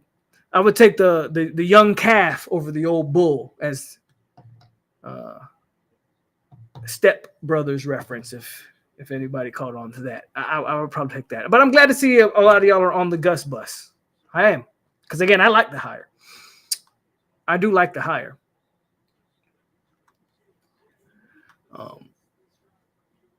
Concerning, but I like the hire ultimately. Yeah, the gimmicky claims got out of hand. I mean, no more gimmicky. Has anybody watched Gus Malzahn's offenses for the last, decade? No more gimmicky than what Gus Malzahn runs. So I don't like the term gimmicky, because in my opinion, gimmickies are a gimmick offense is gimmicks are tricks. So you tell me, Brendan Maran was running a flea flicker and every other play and halfback pass, that's gimmick to me. But in 2024, is there such thing as a gimmick offense? I mean, the triple option. Newsflash, folks. One of my older videos when Mike Norvell first took over and they first started using Jordan Travis, you realize we were running a version of the triple option, where Jordan Travis had the option to pull, hand off, or quick that's all option. That's all. That's just a spread triple option. So a lot of people say things and don't necessarily know what the hell they're talking about. I need Houston to win this game. We can't do any worse. And again, I agree with this. You ain't like we can do any worse. So I don't know why everybody's up in arms. Like, it ain't. I don't know what Gus is going to do or what he's going to accomplish. I don't think it gets any worse than what we currently got.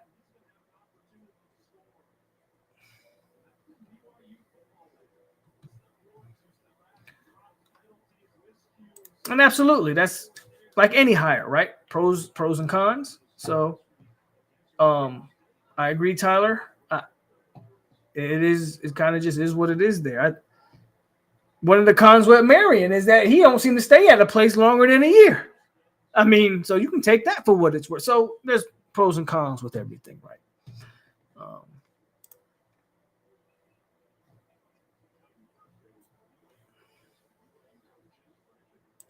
Gimmick is reverse flea flicker. We ran and scored on LSU at Pokey, and nobody complained about that either. And unless you're running that consistently, again, I don't believe in a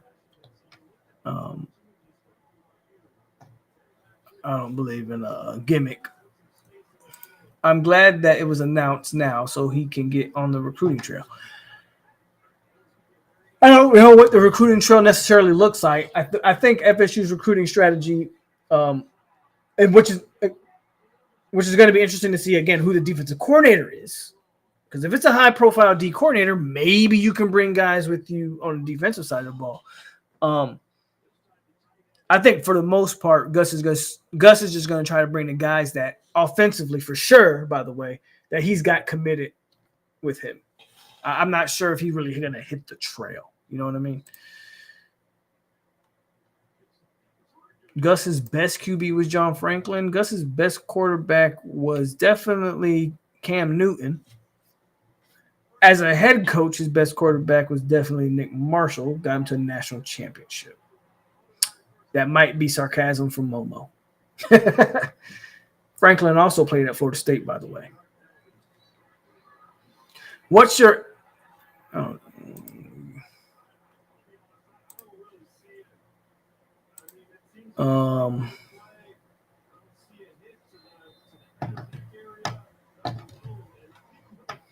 I do like the way Georgia Tech plays defense, Joe.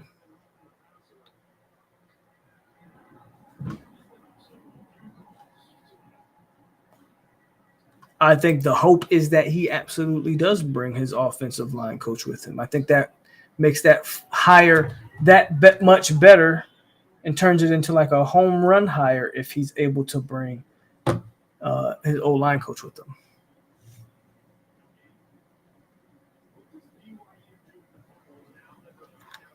So defense is now up to see what kind of splash happens defensively, if that's possible.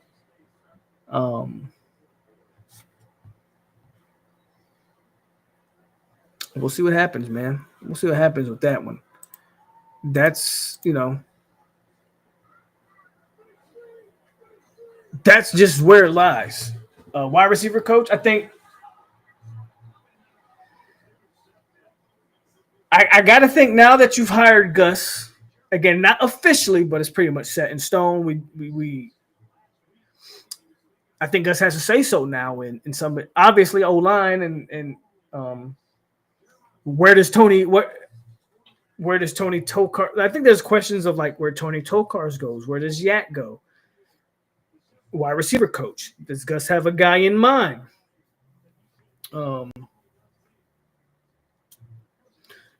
So yeah, Gus is going to have a lot to say. So I think ultimately, I do think it makes a lot of sense that they announced him as quickly as they did, because I think they're going to use Mike Novell is going to use Gus Malzahn to hire the rest of that offensive staff and move guys around. Maybe Yak's your wide receiver coach, which he used to be one, right? And maybe we're so worried about wide receiver coach. Maybe he's on the roster already, and maybe they bring in a running back coach. Or maybe Tony Tokarz gets moved to tight end, and Chris Thompson retires. A lot of moving pieces, I think, offensively. Very good, and I think that's why they led with the offensive coordinator job. I think that's why they kind of positioned it the way they did. Jerry Rice for wide receiver coach. I got you. Ain't mad at that. Position coaches are always random people for the most part that you've never heard of. I mean, for the most part, you're absolutely right. Unless they're like an alumni for your school. I'm interested if FSU has any interest in like Nicholson at Miami. Again, that's not a name that I've heard.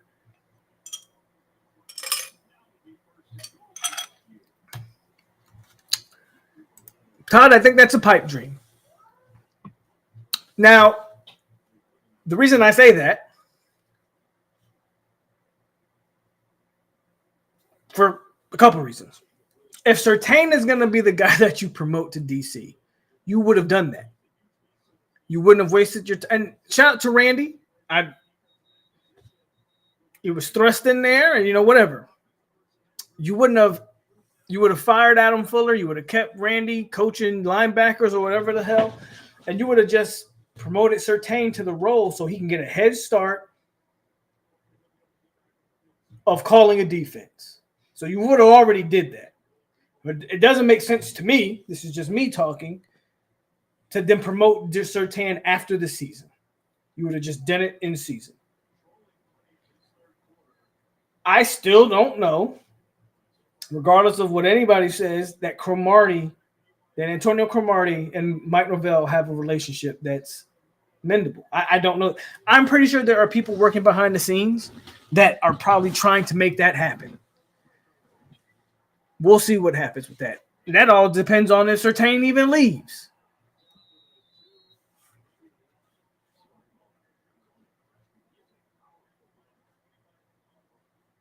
Gus definitely going to want to keep big money Chris Thompson on staff. Well, I hope not. Glad this season's over, as we all are, my friend.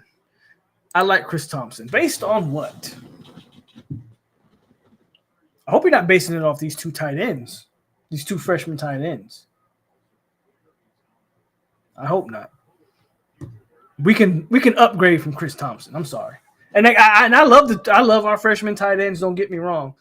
But before our freshman tight ends, you do understand that you had Brian Courtney, Kyle Morlock, Jackson West, Jabril Prowers, who doesn't even see the field. Like, based on what do you like Chris Thompson?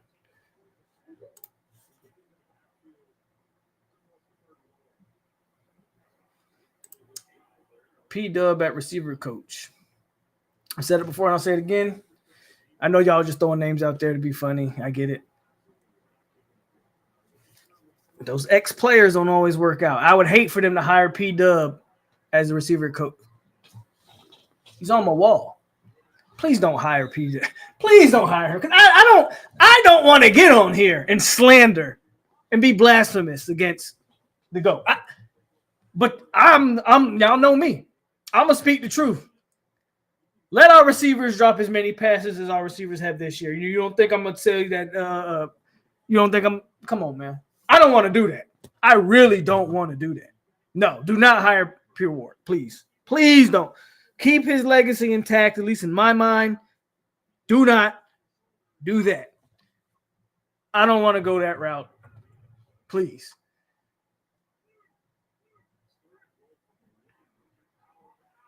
We need Ernie Sims to come. Ernie Sims is already on the staff, my man. It's okay, King Everett. You just weren't aware. Buckley is he's a coach in the in the XFL / then the XFL and the merge. Like Buckley's the Orlando team. Is it the Renegades? Buckley ain't coming back. I'm not saying he won't ever come back to college, but he's not leaving that gig. Anquan as wide receiver coach. Crow said he would come if he heard from Mike on. Yeah, Crow said he would come if he heard from Mike.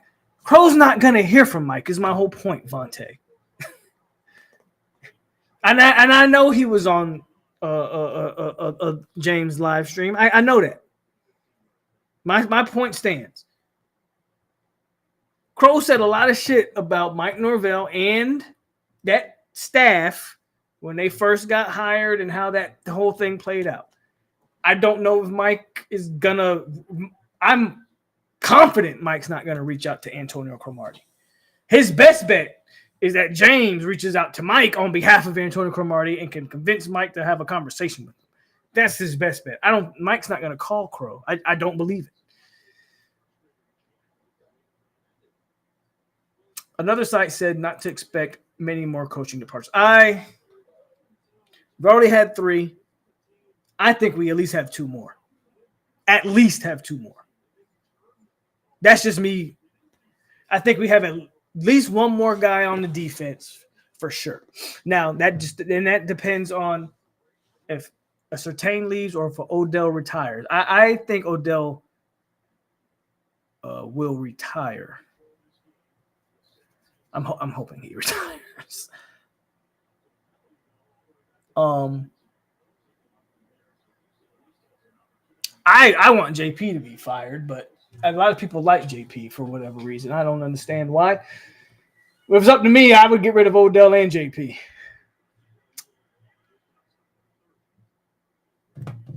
And offensively, get rid of Chris Thompson. So for me, at least 3 more. That for me. He developed Williams and Thomas. Bro, they're true freshmen. He didn't develop Williams and Thomas. Those boys are playing off a natural God-given ability right now. No. Absolutely not. You don't get development in 6 months. That's not how we have a skewed way of viewing development as fans of college football. Same way people talk about strength and conditioning. And they think a guy is just supposed to put on 30 pounds of muscles in 4 months in the summer. Like, no, it doesn't work that way. What Williams and Thomas and Luke Kromenhoek and all your young players are doing, they're playing off how they've played for the last 15 years of their life playing football. You don't start seeing development until do you think Jeremiah Smith is being developed by Brian Hartline or everything he's done has been God-given ability? Please, I would love – no, come on. No. Development happens years 2, 3, and 4, not year 1. Year 1, you are what you are. He developed Biscuit into a quality player, sure. Biscuit probably doesn't get drafted, so I don't know what you take from that. I agree. We talked about Rashard Green before. People were bringing up Kenny Shaw, the coach receivers, and I'm like, if I'm going to bring a former FSU receiver in, I would take Rashard Green over Kenny Shaw.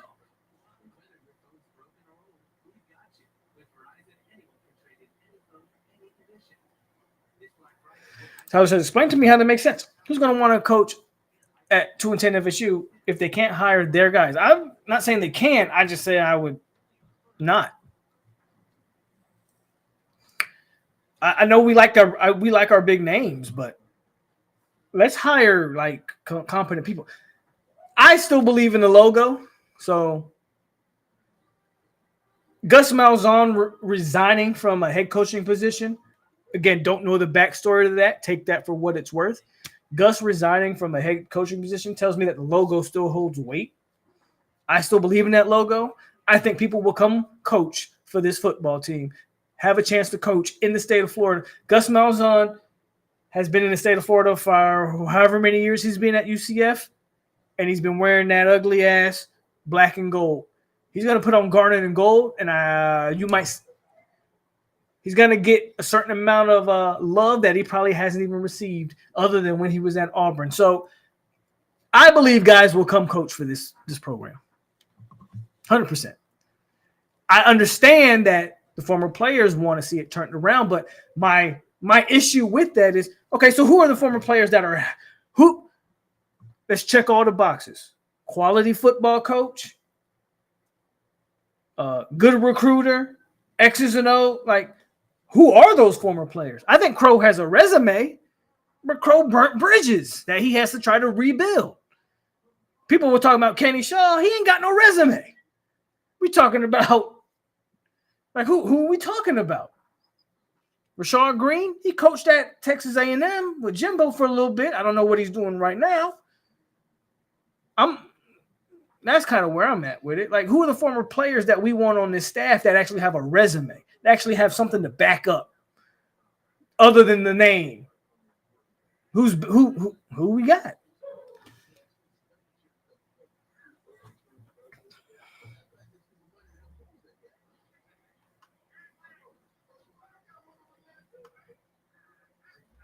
I forgot about Randy. Randy will definitely. I don't think Randy's here next year, but I don't think they will disrespect Randy by firing him. The fact that they promoted him to DC by the end of the year, and quite frankly, Florida State's defense wasn't the reason you lost to Florida tonight. I think everybody will agree with that. That defense played hard. That defense didn't miss Adam Fuller now, did it? Hell, to me, that defense didn't even look like Adam Fuller was coaching it the last 10 games. I would argue the defense looked a lot better under Randy. I'm not saying don't hire Randy. I'm just saying I don't think they will just flat out fire Randy. He'll resign or retire, I think, himself. They will move. They will separate amicably. I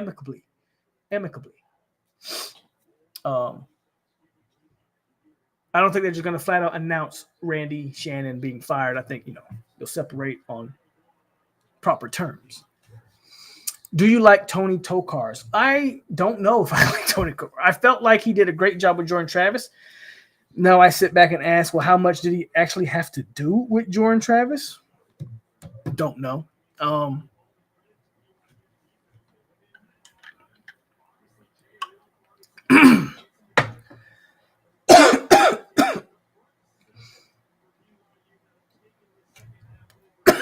finna.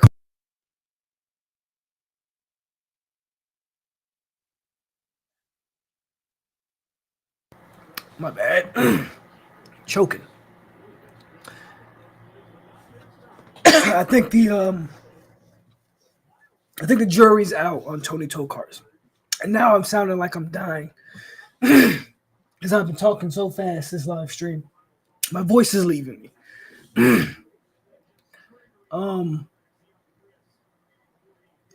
I was giving him a lot of credit for Travis. How much did Dillingham maybe have to do with Travis? How much did that? I don't know. Because I feel like you should have got more out of Rodemaker, obviously. Like, Luke Coleman-Hoke shouldn't even be playing. Because, frankly, A.J. Duffy should probably be your starter this year, just based on when you recruited him and the development that should have happened. How much is Tony Tokars to blame for that? Tony Tokars' first official quarterback coach was last year. So, I don't know. I think it's too early to tell, and I'm trying not to die on live stream.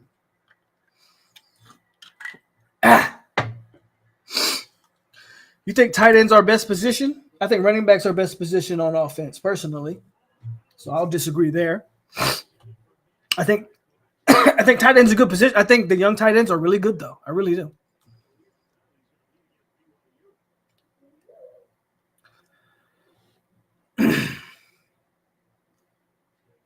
I'm responding to the guy saying there won't be many more firings. How could we know that? The OC and DC are going to – okay.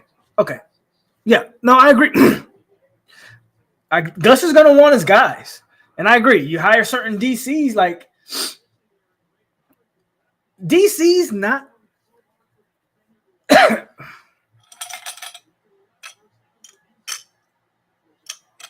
again, I'm trying not to die. DCs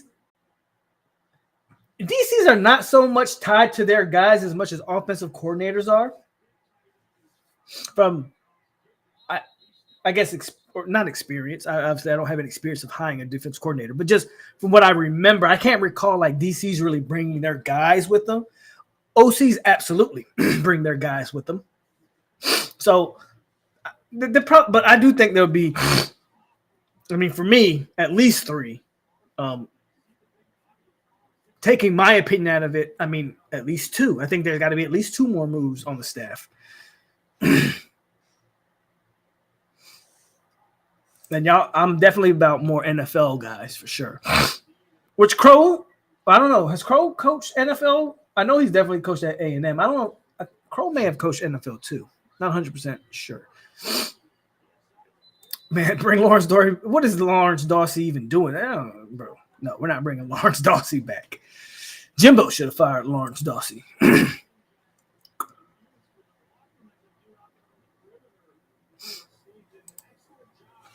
Yeah, I got to breathe, Lamomo.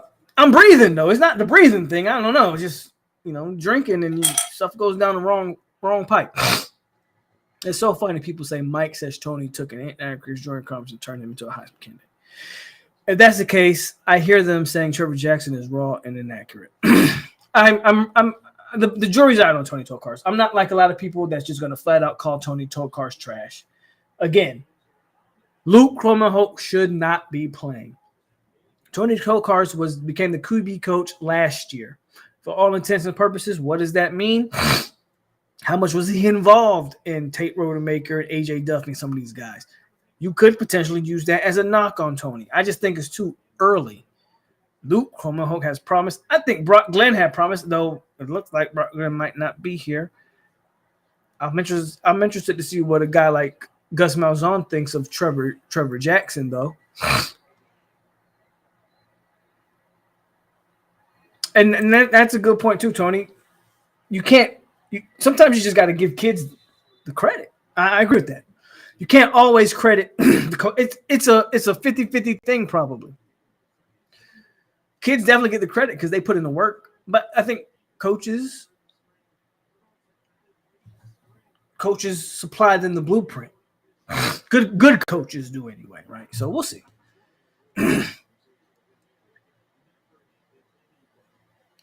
Is Mike really going to tell an incoming DC, you can coach here, but you got to keep JP on your staff? No, I'm with you. JP, and again, JP has been a pretty good special teams guy. Don't get me wrong.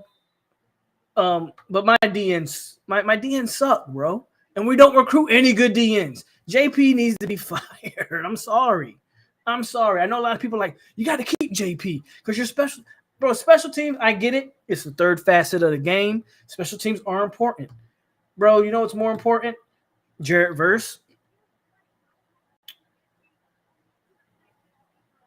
Then you got him out the portal. The point being, what's more important is giving me Josh Sweat, elite defensive ends. I can go down the list. That's my point. That's what's more important than special teams. Actually recruiting Keldrick Falk. And guys like that. Come on, Houston, get an end zone. The game's still in the balance, bro. I want to see Colorado get a chance to be in the playoffs, y'all. I really do.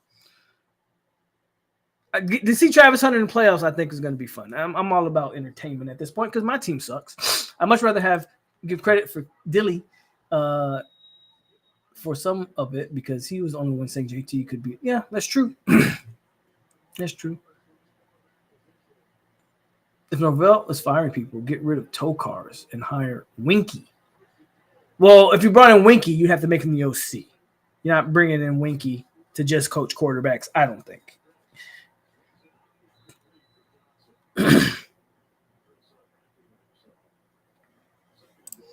So, Dupree, I hear you, bro. I don't necessarily – it's not that I disagree with you. I think you might have him on the roster, bro. You're getting Dustin Hill back. I think Hakeem has as much big playability as I don't want to put a name on it, but I think Hakeem can play. We didn't have an O-line or quarterbacks that could get him the ball this year. DJ sucked. DJ didn't get help because the O-line sucked, which made him look even worse, but DJ does suck. Luke Hope shouldn't have been playing this year. Brock Glenn is probably he got some experience last year, but frankly, Brock Glenn was never a day one guy either. So he was playing, if we want to be honest about Brock, he was playing prematurely as well. I don't know, man. I think we got guys at receiver. I really do. Maybe I'm wrong there. I think Houston just scored. Shout out to Houston. I need them to pull this upset. I think we got guys. I'm not against getting a guy in the portal, but it's got to be a surefire guy. If you can get a surefire guy, I'm all for that. And Momo with the $5. Shout out to Momo. Says, go Noles, baby. The season's over. Don't be sad. I know that helmet has stickers on it. It should be bald. It shouldn't even have spears on it based on this past year. But y'all know I wasn't here the entire season. I was in another country. But just be happy, man. I haven't touched this all year. Just be happy that next year it's a clean slate. So go Noles, man. Just go Noles. Like we're still in the building, man. Like it should look like this. The helmet should look like this, and I should just peel this shit off. Like I'm starting to peel that off. Like that helmet should just be. It should look like Notre Dame's helmet or something. I don't know.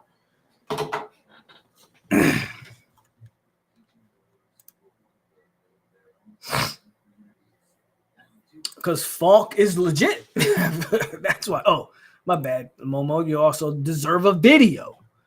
Shout out to Miami, man. Again, so I'm gonna play this one because shout out to Miami. Bitch, be humble. Sit down. Be humble. Sit down.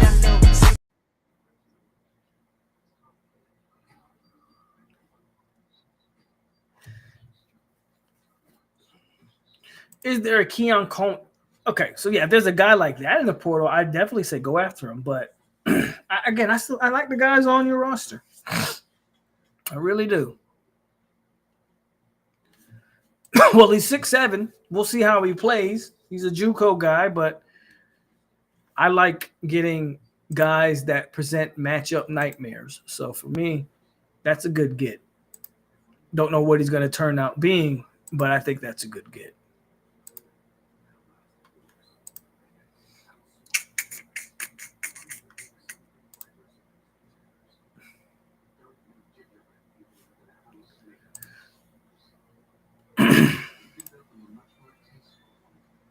Hopefully he has better hands than Johnny. We'll see. That's 2 hours, y'all. 2 hours flew by.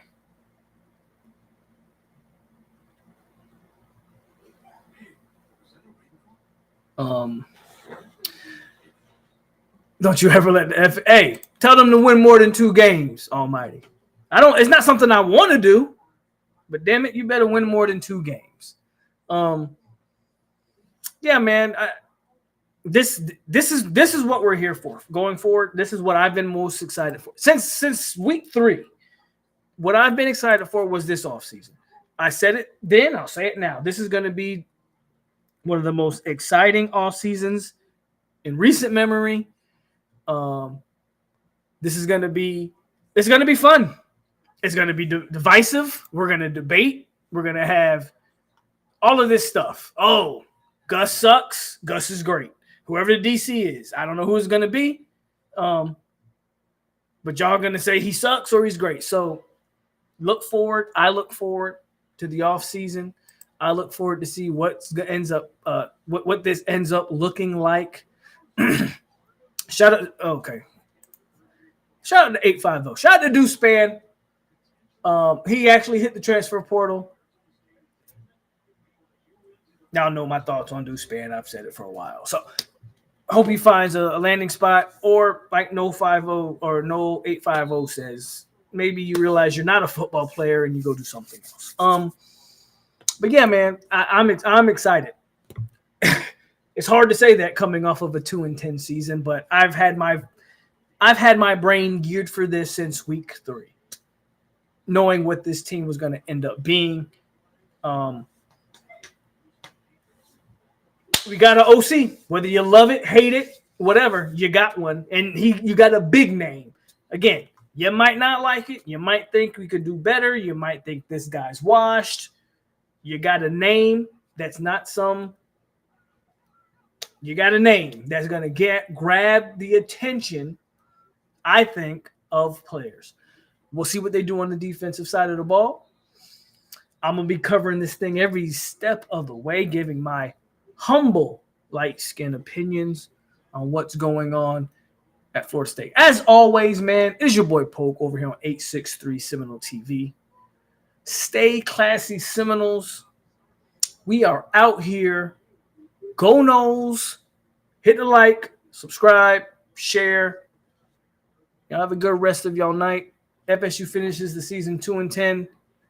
Absolutely abysmal. But I'm not even talking about that anymore. I just got to brush it to the side. Gus Malzahn, your new offensive coordinator. And we'll see what the staff looks like going forward. We'll see what they bring in, who they let go. Should be a very fun offseason. Y'all have a good rest of your, Sunday morning now. Have a good rest of your